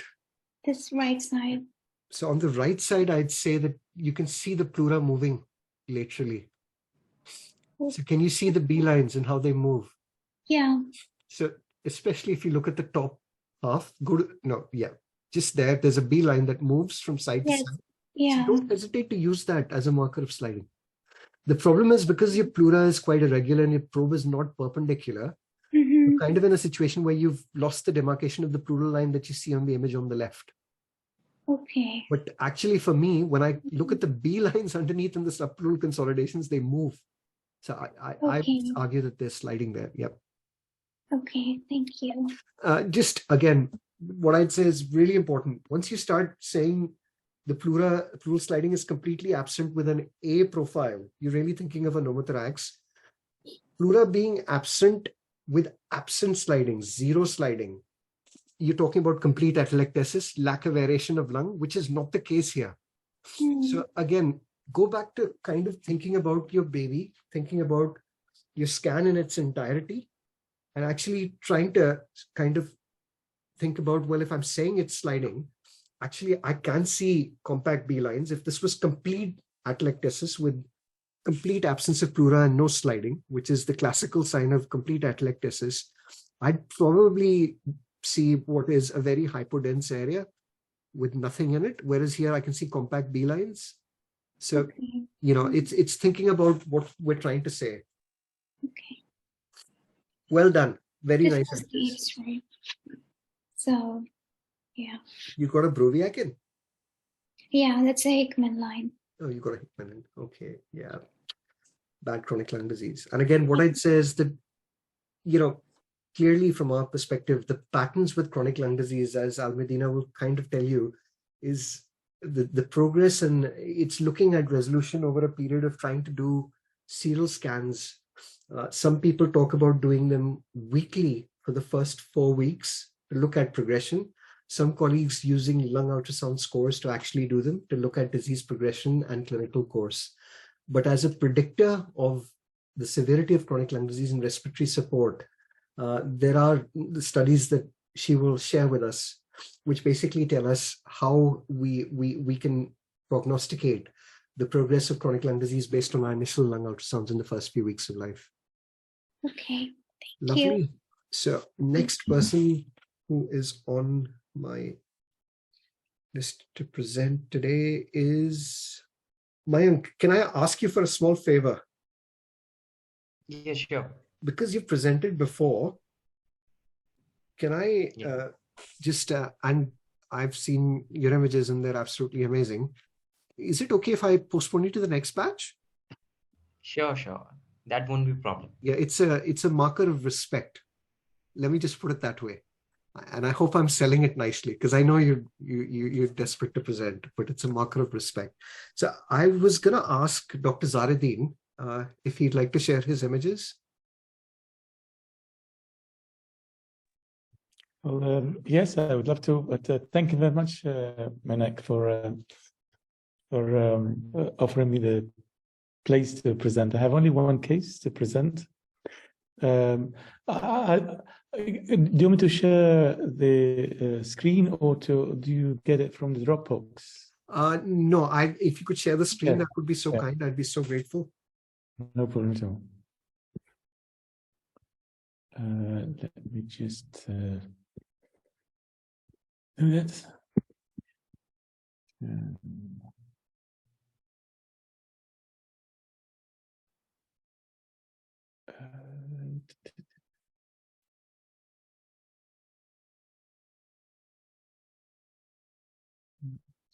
And Suman, after Dr. Zaruddin, I was just wondering whether Suman could present, because she's...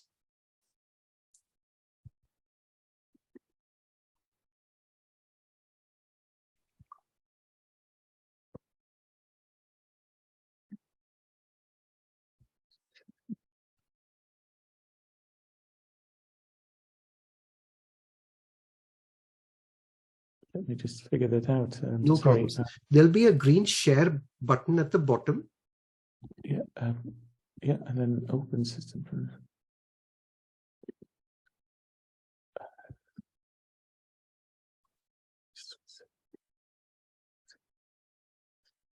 I've also made you co-host. Sometimes if you're not co-host, it doesn't appear, but... Okay. I have it.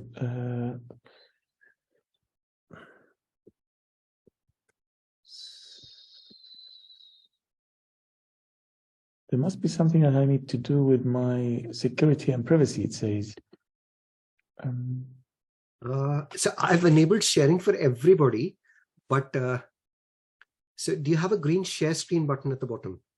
Yes, I do. And if you press that, what happens? When I press on it, I get like a window saying desktop 1, whiteboard, iPhone, pad, choices. Yep. So there'll be screen on that. You should be able to see your screen. No, share. Let me just. Yep. When I say open.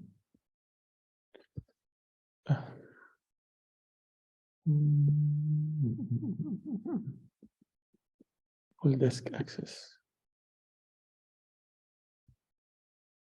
I'm not sure.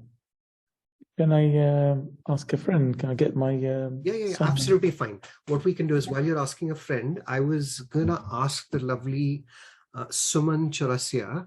Suman, would you like to share your screen? Yeah, sure. Thank you. I'm really grateful. Suman, if you could just introduce yourself and just tell us where you're working and... Yeah. Good evening, all, and good afternoon. I am at AIMS Rishikesh. I am a colleague of mine. And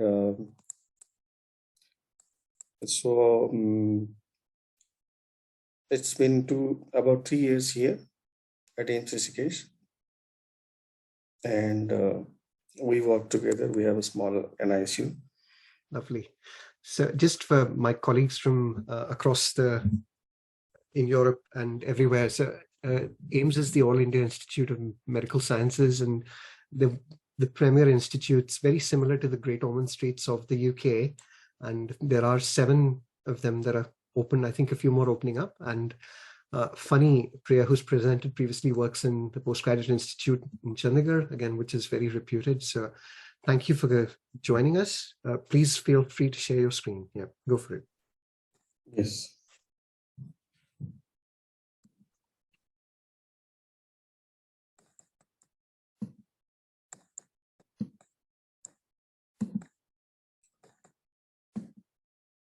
So can you see my screen? Yes, we can. Yeah.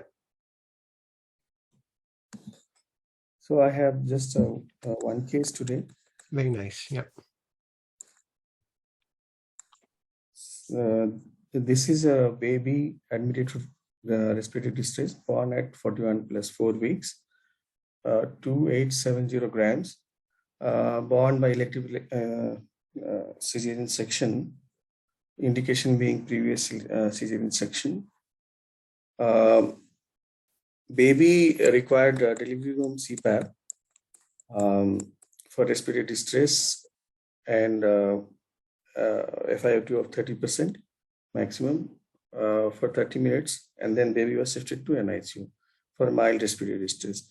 Thereafter, baby did not require much of support, though some tachypnea persisted, and it settled by 4 hours.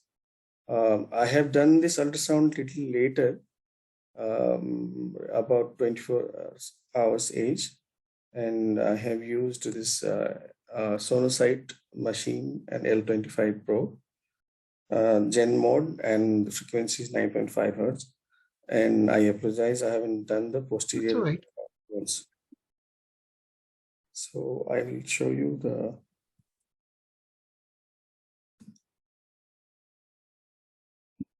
So the sonocyte is a beautiful machine. It's a beautiful machine, and these are beautiful images. Please go ahead. You can describe them. Yep. Yeah, so this is R1. So as you can see, there is a sharp pleural line and regular, and there are A profiles mostly. A lines, several of them equidistant. Very nice. Yep, beautiful. Yep, looks like A profile. Yep, I would agree. Less than, maybe the top left-hand corner of R1, there are B lines that are visible, but I would agree that probably 2 in that intercostal space, not 3. So definitely when I look at the right-hand side, there are no B lines. Those are the 2 B lines that you see that you're highlighting very nicely there. There are comet tails on the right, but no actual B lines. That's an A profile. For me, what I'd say is that when you compare that point, there's a sharp demarcation between those B lines and the rest of the A profile. So, I think if you had a wider view, I wouldn't call that a double lung point based on just that image per se. I'd probably say that's an A profile. Yeah. Yeah, very nice. So moving on to R2. Again, this is a sharp, regular pleural line with good sliding. And sorry to interrupt you. I'm just because you've pointed it out really nicely. Are you using sharp mode in your machine? Because your no, this is not sharp. This is not sharp mode. Okay. Okay. That's great. Very nice pleural line. Yeah. Your focus is at the right place. Yeah. Right. And so now we have these A lines and some B lines coming in between. Yeah. But I would say it's mostly A profile. Yep, I would agree with that. I completely support that. Yep. Right. So moving to R3, again, regular sharp pleural line, good sliding. And this is dominant A lines. Some B lines are there, but again, this is also A profile. You sure you can see a beeline? Yes, sometimes it's coming. Yeah. Okay. Sure. Okay. Yep.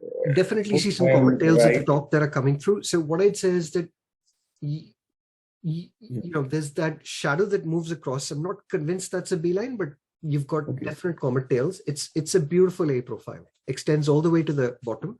Now, just because these images are so nice, when you look at R2 and you compare R3, what is really important is when we describe the physiology of A profile and A lines. So as you have attenuation and you move deeper into the lung, you tend to have A lines becoming quite mild. But actually, if you look at R2, the middle of R2, so just on the left-hand side, you can actually see the A lines equidistant, and they are actually visible to the same intensity, and very similar in R3. And, you know, for me, that is really good aeration. It's a marker of very good aeration. So, you know, these are nicely aerated lungs that I can see in R1, R2, and R3, and pleura moving very nicely. And R4, what do you think about R4? Sorry, I have one question to ask you. Please go for it. Yeah, I'm so sorry to interrupt. Is this a lung point that I'm seeing? So it's a lung pulse? So that's lung pulse that I think you can see just at the bottom there, not a lung point. No, that's liver. Lung pulse. Yeah, lung pulse. That is lung pulse. You're absolutely right. Yep. Right. So moving to R4, again, we have a sharp regular pleural line with good sliding, mostly A profile. Here, there are some B lines. This is again, I think, the liver part. Yeah, you're right. It's the liver. So again, this is also A profile. Yeah, and there is, I would agree, that is a B line that moves all the way to the bottom.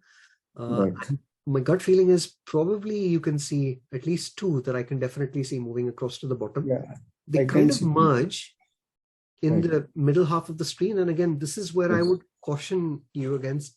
Some people will ask me the question, are those compact B lines? They're not. The reason they're not is this baby is inspiring and expiring. And what is happening is when you expire, naturally aeration of the lung becomes less. And that area basically then looks like a compact. It's not a compact B line actually. And I think if you were to get this baby to cry a little bit, what you'd see is better aeration and a complete disappearance of that image. But what it does highlight is, again, that as you move, this is a baby in supine position. Right. So when you move from R1 to R4, can you just see how you get a little bit more of a kind of a B appearance towards R4 because of dependent nature of fluid in the lungs. Now, I'm just giving you an analogy, and this is obviously a baby who's transitioning, who's quite stable with well-aerated lungs. But when you work out lung ultrasound scores, what will happen is that if you're looking at them in the positions that are described, which are the anterior and lateral positions, and the baby is basically supine, then you're getting scores from regions that obviously will have less fluid. And one of the questions people ask me is, well, if I did the posterior regions, they would actually be, because of gravity, have higher scores. So when we don't do lung ultrasound scores for the posterior regions, are we missing out? And actually, there is absolutely no evidence to show at this particular point that extended lung scoring is any more sensitive or better than actually just doing Bratt's method, which is the anterior and lateral regions. But again, one of the other questions is, well, what if my baby's supine? What should I do? Well, actually, what you can do is you can do the lung ultrasound score using Bratt's method, but just using the posterior region of the lungs and the lateral regions for scoring as opposed to using the anterior regions. The alternative is you can actually move your baby and you can put the baby supine, but then give him 60 minutes and come back because it takes time for fluid to actually transition. But these are beautiful images. My question is, do you know what depth they're at?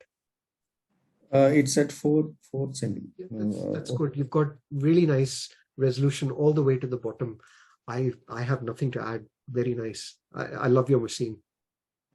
Right. So I just wanted to ask you, so for the posterior views, we have to wait for 60 minutes.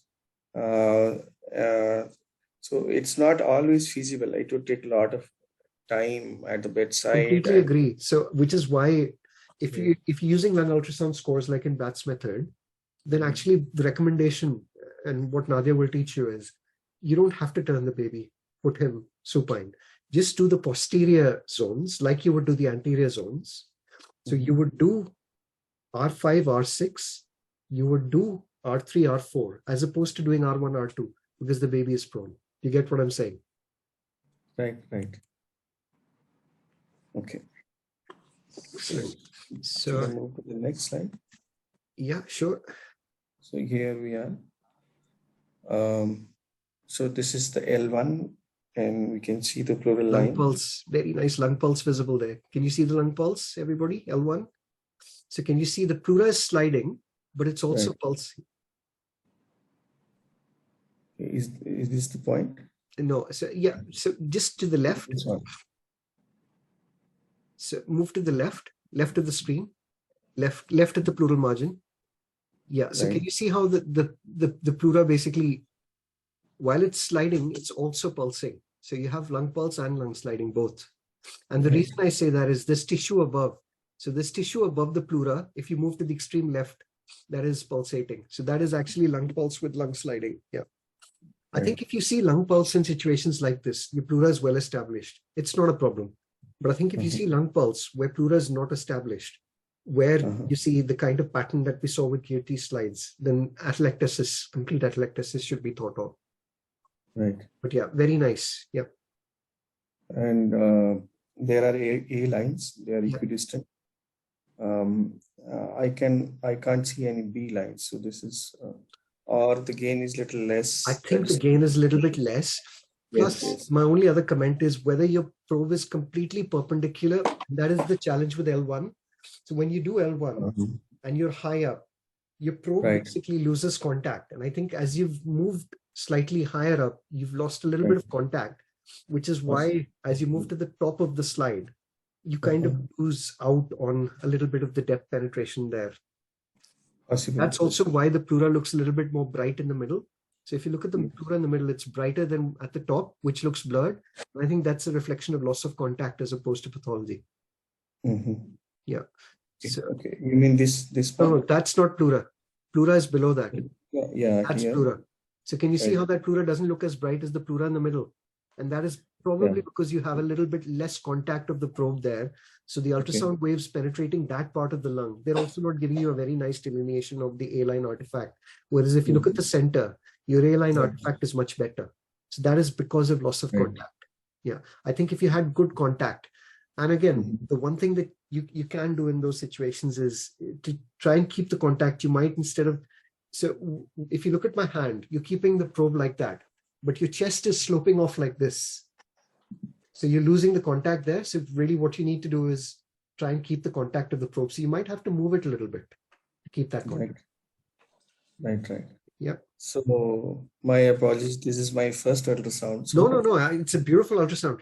And please do not apologize. Trust me to say that these images are absolutely beautiful. And I would say that what is important is this could be a baby who's not cooperating. Big fat babies, actually he was sleeping soundly, and it's the loss of contact is probably because I was not keeping it perpendicular. But very nice images.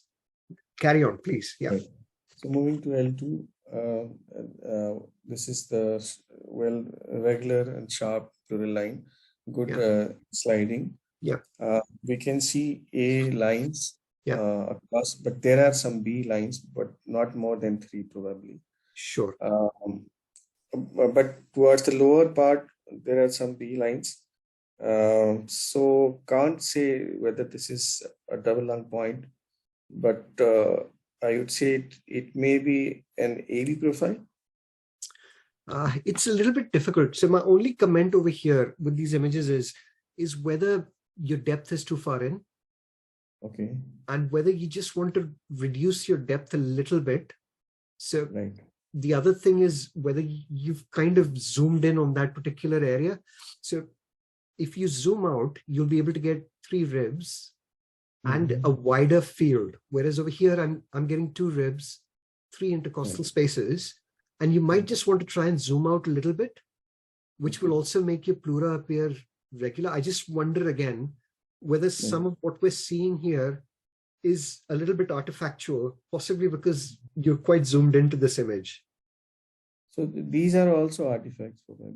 I mean, that's the superficial area, that's skin, muscle, then you have ribs in the middle, and then you've got this very irregular pleura with what look like might be B lines, but what is giving me a feel of the fact that you zoomed in is, again, you've got this dense area of whiteness in the middle.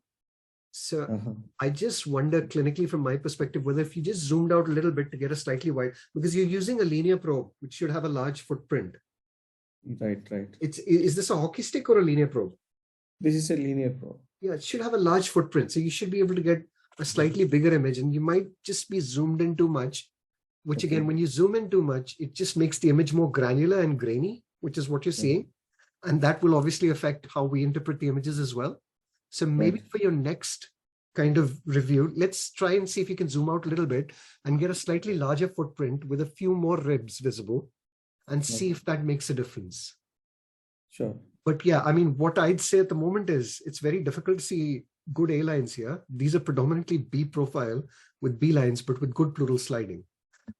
It might be the case that you have fluid in the, and that area of denseness in the middle, again, I just wonder whether there's artifact more than what I'd say are A lines. It's a little bit tricky for me to say. Okay. But when you come to L3, so you want to describe L3? Because that's a beautiful image. Yes, so this is the pleural line, sharp and well moving. Then there are A lines. Very good. Here. And I think this, I have lost a little bit of resolution, but these are also A lines. Yep. Similarly, in this space also. Yep. There are some V lines, and though there are some comet tails, and especially here, I think. But I would say this is A profile. Yeah. So on the right side, A profile. And what you're seeing is when the baby breathes, you get a better A profile. So you're getting better aerated lung to the right of your screen as compared to the left of the screen. So, I mean, the question that I would ask, again, if we zoomed out and we thought that those were B lines that are coalesced, which have kind of removed the A lines to the left of your image, is whether you have a double lung point there. No, on the right. So can you see? The problem is you get a rib shadow as well. And it could be that that's rib shadow that's giving you that sharp appearance. But I think what I would say is when I critique these images, probably just trying to zoom out a little bit, just to try and see if we can get a slightly bigger image with a wider footprint. Here, aren't these A lines? These are A lines. Classically, yeah, these are A lines, no B profile. But then if you look to the left of the screen, it's very difficult to see any A lines. You can see B lines there, but it's a very grainy image. But aren't these A lines, this one and this one? So they're not continuous. They could be. But again, that's where I would say having a slightly wider footprint would give me more confidence in saying that. Because my only worry about calling them A lines is they're not continuous with each other. So while they could be a marker of the pleural kind of line, I mean, it's a little bit tricky on this image for me to be absolutely certain. Whereas to the right of that image, there's no doubt in my mind. But because your image has such a small footprint, it's kind of compressing the image into a very small area, which is making interpretation a little bit difficult. Okay. So I would say that the reason I'm trying to mention this is I think if you had a wider footprint in a crying baby, you might actually find that your images show much better A lines in lung that's more aerated, which you saw in your right-sided images as opposed to those on the left side. So let's have a look at your L4 image. Okay, so beautiful A lines. Can you see the difference there? Yes. Can you see those are classical A lines? You can see them all the way to the bottom. The bamboo sign. Bamboo sign. And can you understand why I'm a little bit reluctant to say on your L3 image that I'm confident the left half of the screen has A line? Because this is classical bamboo sign. And what you've got. This is a double lung point. Yes, absolutely. And the pleura falls away. Now that is because you've lost contact during that point at the image. This one, you mean? Yeah. Here? Yeah. So it just falls down. That's a reflection of just loss of contact. Okay. Yeah. So that is not a consolidation. Just, some people might think there's a consolidation. It's not. It's just the fact that you've lost contact. But that is a very nice double lung point that you see there, with a B profile at the bottom and a bamboo sign with A profile at the top.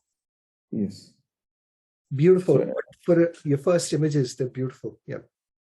Thank you. So that's about it. Actually, we do not have an X-ray because this baby was doing fine. So we did not do an X-ray.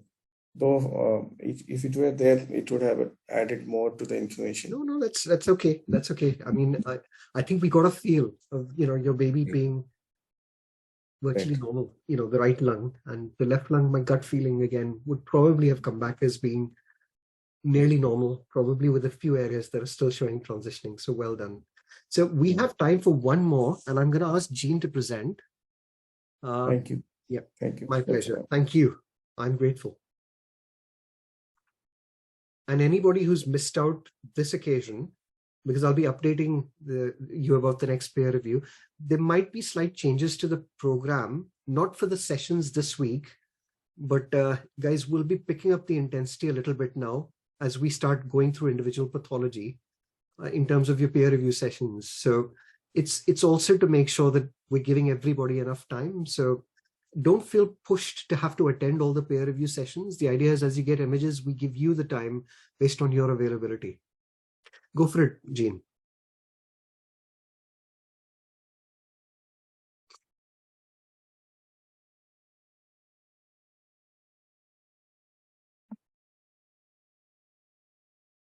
Jean, I'm pronouncing your name correctly, right?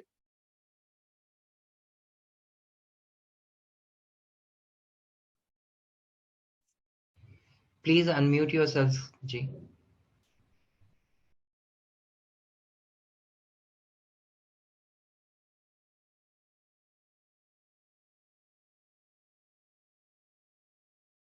Jean, we can't hear you. You might have to unmute yourself. There we go. Go for it, yeah. Okay. So Jean, just an introduction. Hello. Hi, everyone. Can you see my slides? We can. Yes. Okay, super. So my name's Jean. I'm a consultant neonatologist, and I work in the UK. And I work at the John Radcliffe Hospital in Oxford. So it was really great seeing everybody's images. They're really excellent quality. And it's my first time saving them onto PowerPoint, so apologies if I haven't done it the right way. So I've got two cases to share. To begin with, I'll just show you which ultrasound machine we use, which is a GE machine. And the images I'm going to show you today are with the microlinear probe. So the first case I'm going to present is a baby who was on high dependency care, so relatively well baby. So term, born at 37 plus 6 weeks at 3.6 kilos, male baby, born following a cesarean section for failure to progress. He'd actually been in a breech presentation, and there was a failed external cephalic version. Following birth, he had been well and so was on postnatal ward, but at 3.5 hours of age presented with respiratory distress, so some subcostal recession, low saturations of between 89 to 91%, requiring vapotherm, which is what we use on my unit as nasal high flow therapy.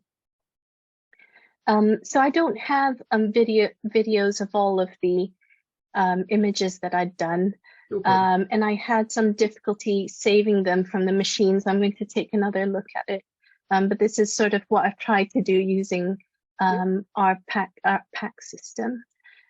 So this is the first image, and what I saw was a sliding pleural line with some thickening. Yeah. In addition, the A lines were less visible, but I saw some quite confluent B lines on on the images. Just remind me the age of the baby at birth was, gestation of the baby. So at birth? 37 plus 6, but cesarean section. And how many hours old was Yeah. the baby when we did these scans? So it was about 24 to 48 hours of age. Okay. So not immediately after birth. So it's quite an unusual finding in a term baby, I suppose. And this one, I don't know why this loop is slightly slower, but here again, you can see a thickened pleural line with sliding. And I wondered if there were some pockets of shred sign that I could see. I don't think so. Clinically, I can see continuous pleura in that middle image. What I am a little bit worried about is whether you have some element of subpleural consolidation there. When I go back to L1, so let's just have a look at L1. Yeah. So again, it's a thick irregular pleura. And just if you look at the middle of that image, can you see how dense it looks? Yes. And I just wonder whether there's an element of subpleural consolidation there. For me, that's a complete B profile. I cannot see A lines anywhere, and I definitely can see subpleural consolidation. Was this an elective cesarean, mother not in labor? So she was in labor though, but her waters hadn't broken. Okay. And what was the indication for cesarean? So it's a breech presentation. Breech presentation. Okay. And did the baby need any resuscitation at birth? Was he flat? Not immediate. No, not immediately. He was in good condition, but at 3.5 hours of age, was noted to be hypoxic and had respiratory distress. Sure. Okay. You can describe L3. Yeah. Yeah. So L3 also shows a thickened pleural line, and you can see it's quite irregular. Yeah. And it looks like the pleural line is broken there. And my gut feeling at the moment is when you kept your probe, it's not so, because you can see the slant in the pleura. So some of the irregularity is because of the movements of the baby and the probe not being entirely perpendicular. Now, this is a real challenge when you're using the hockey stick in a big baby. And my advice would be that if you've got the linear probe, as opposed to I like using the hockey stick in a preterm baby. We've got the GE as well. And the reason for that is the footprint is perfect for a small preterm baby. But for a big baby, the problem that you're going to face is the kind of footprint that you're getting. You're getting 2 ribs, but we're really getting a feel of maybe 1.5 intercostal space in each of these. On the left, the L1. In the middle image, we're getting 2 intercostal spaces, which is reasonable. But the challenge is some of the pleural irregularity that we're seeing is probably because of the challenge of getting a hockey stick to kind of be completely well perpendicular in that area. And the depth, do you know what depth you were at? No, so I need to go back and have a look. But I agree with you. I think the linear probe would produce much better images. And the baby was crying, so quite tricky to. That is the trickiest bit with the hockey stick in particular. My only other comment is that when the baby's crying and you're losing your kind of footprint, you tend to press harder. And when you press harder, the baby moves away. And that results in loss of contact. So the art of holding your probe is basically, you really want to rest it on the baby and not press at all. And let the baby breathe against the probe. And sometimes what you find is there is a little bit of loss of contact, but try not to press harder if you feel there's loss of contact. Just leave the probe there in contact with the baby, trying to keep it as perpendicular as possible. What is really nice about these images is definitely you can see pleural sliding in all of them, which is really reassuring. But I would agree, they look like dominant B profiles. L3 may be a hint of an A line starting to come in. So if you just want to press L3 again. So just in the middle there. Yeah. Again, I just worry that there are subpleural consolidations there. But again, the worry that I have is that because we have a loss of contact. So, but let's see the further images. Let's look at your other images. Yeah. Okay. So I had some technical difficulties with my images. It's okay. That's all right. So I had to sort of redo this no problems. presentation. So I've got the I've got the X-ray, if that's helpful. Yeah. So here, there were bilateral streaky changes, and you can see air bronchograms behind the heart border. Yeah. And again, what I'd say is that my clinical feeling looking at that X-ray is more arduous than TTN. But I think what I'd say is we really need a comprehensive scan. A comprehensive scan is really important because clearly if you're saying double lung points, there are studies which actually show that double lung points are better seen, with transition. And you have to actually do all lung fields, at least the anterior lateral ones, to be able to say that. But the marker that would kind of point me towards thinking this is more arduous is the fact that you have subpleural consolidations, which are usually never seen in TTN. The other aspect to it is that your pleura with TTN is usually regular. It might be blurred, but it's regular. Whereas in some of the images, in particular L1, L2, it's irregular. So the challenge with making a diagnosis like that in a term baby is I would caution you about using one set of images to make that diagnosis. And my feeling is that if you're really thinking diagnostically in this situation, doing serial ultrasounds really helps. So it's kind of doing an ultrasound maybe at about 4, maybe 6, 12. Now, the argument is, well, that's a lot of handling for people to learn. And I would agree it's a lot of handling. But maybe doing an ultrasound just maybe at 2 hours and then looking at an ultrasound at 12 hours, it's 2 minutes and it can actually give you a trend analysis in what the actual imaging looks like. But I think if you had subpleural consolidations at the start and at 12 hours, that's not going to be TTN for me. That's going to be more RDS. But very nice images. Yeah, I'll try that for next time. And then my next case is an extreme prem. Birth weight was about 1 kilo, was ventilated for 11 days, had over a month of high flow, and then was on low flow at the time and transitioning to special care, but had 3 episodes of apneas requiring neopuffing. Yep. And so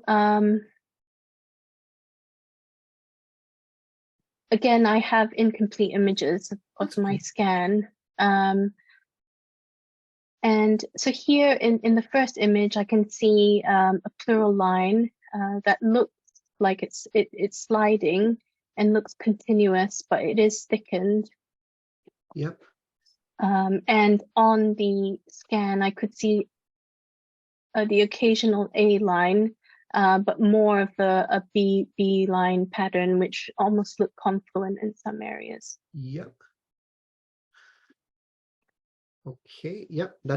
I'm assuming that's the heart at the top. So just at the top there, above it's heart, right? Yeah, that's fine. Lovely. Yep. So you're absolutely right. And it's a very nice image, good depth. The footprint is much wider, obviously because it's a smaller baby. Can you see how you've got a much larger area that's visible? Yeah. But I would agree with your findings. Yeah. Okay. And in the next picture, I can see that the pleural line is sliding as well. It does look thickened. Yep. Yep, I would agree. Some subpleural consolidation. Slightly irregular at some places. You can see A lines and B lines. Yep. So my only comment about this image is you're getting very dark towards the bottom. You're using a high frequency. So you might just want to reduce your frequency to get a little bit more kind of more delineation of the deeper part of the image. It's not contact. The contact is perfect. It's more the fact that when you're using a high frequency, the superficial part of the lung tends to appear better. Now, just remember, the GE does not have focus. The GE machine is built in a way that the pixels, so when you apply the entire footprint, it will optimize the pixels at every level. So, your focus will not, like you could put your focus anywhere, but actually, as long as you have contact, you really might have to play with the frequency on the GE machine and actually reduce your frequency to try and get better delineation of the deeper part of the images. Now, the way to do that is when you go to the GE machine and you select your preset, there's a button for frequency. you press that button for frequency. And you can turn that down, and it will give you a guide based on your preset level of how much you can change it. But usually, the probe, I think it's 8 to 15. So you can take it as down as 8, as low as 8. But that'll help optimize the deeper part of your images. So we'll just have a look at L3. Yeah.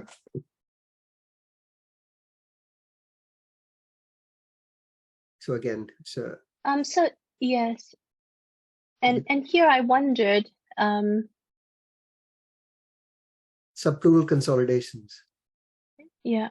And maybe some static air bronchograms. Just if you play it again, right in the center of the image, there. Yeah. You see them?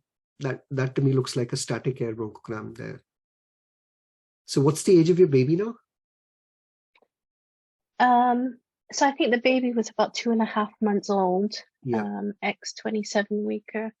But basically he'd had an aspiration due to reflux. Yeah, nothing that kind of stands out as being mnemonic on that left side. I mean, for me, mild chronic lung disease with the L3 lesion being a little bit worse than the other two, but actually L1, L2 don't look bad at all. So yeah, I mean, just that middle zone there, when the pleura is irregular. Yeah. So you have subpleural consolidations, and just in the middle, again, what I'd say is you have some static air bronchograms there. So it would be interesting to keep an eye on that area, see what we saw on X-ray, but this potentially you might see a middle lobe consolidation there. So would you expect something more profound if it was a significant, if you had there was significant mnemonic change? Experience usually says right main bronchus, right-sided lung, more predisposed. You usually see a collapse consolidation. Now, in the early stages where it's non-infective, what you might see if it's just full of fluid is lack of aeration of that part of the lung. So very similar to the atelectasis that you saw, with maybe an element of air going in and out of that fluid. And that would give you dynamic air bronchograms. So kind of very similar to a mnemonic consolidation. I'm not really convinced here that this would be a sign of aspiration in itself. It's a very small area. It's less than an intercostal space. Significant aspiration, causing a mnemonic kind of consolidation would be translobar. The challenge for us is we're not being able to demonstrate it because we haven't looked at all the areas of the lung. Have you looked at the right side? Yes, I did, but I haven't saved everything onto this presentation. So I'll do that next time. Sorry. Please don't apologize. This is about pattern recognition. For me, what we need to do is we need to pattern recognize. I'm going to thank everybody who's shared their images today. I'm really grateful. I know it's a long session for those guys who are not presenting, but I think what is important from my perspective is the fact that you're looking at different patterns in your hip, kind of recognizing those patterns at this particular point. So Jean, do you want to just comment on that X-ray? Yeah. Oh, sorry. Yeah.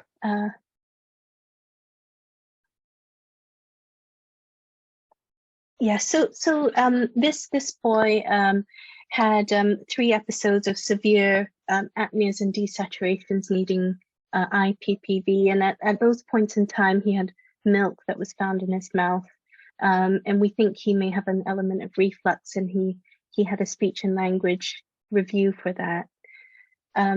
So he remained very well throughout this, and to be fair, he didn't really have a significant increase in oxygen requirement or any increased work of breathing, which I guess would be in keeping with the first 2 lung ultrasound images that you saw. On the X-ray, you can see some increased perihilar opacification, particularly around the perihilar regions. I felt this was worse on the left compared to the right. But there's no evidence of any pleural effusion, and there are no air leaks seen either. Completely agree. So very nice.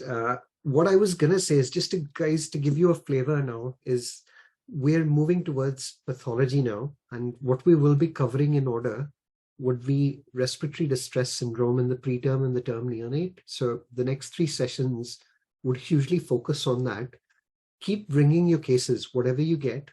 We will continue to discuss them. But the session that Nadia is doing on Friday is purely theoretical, no peer review. So she will be talking a lot about respiratory distress syndrome. The session that we're covering with Abhijit on Sunday will have peer review for the first 30 to 45 minutes, followed by Abhijit's presentation. And then after that, we will have a little bit of a gap. I think the session after that is on the 19th. So I'll update all of you. Any questions very quickly before I disappear?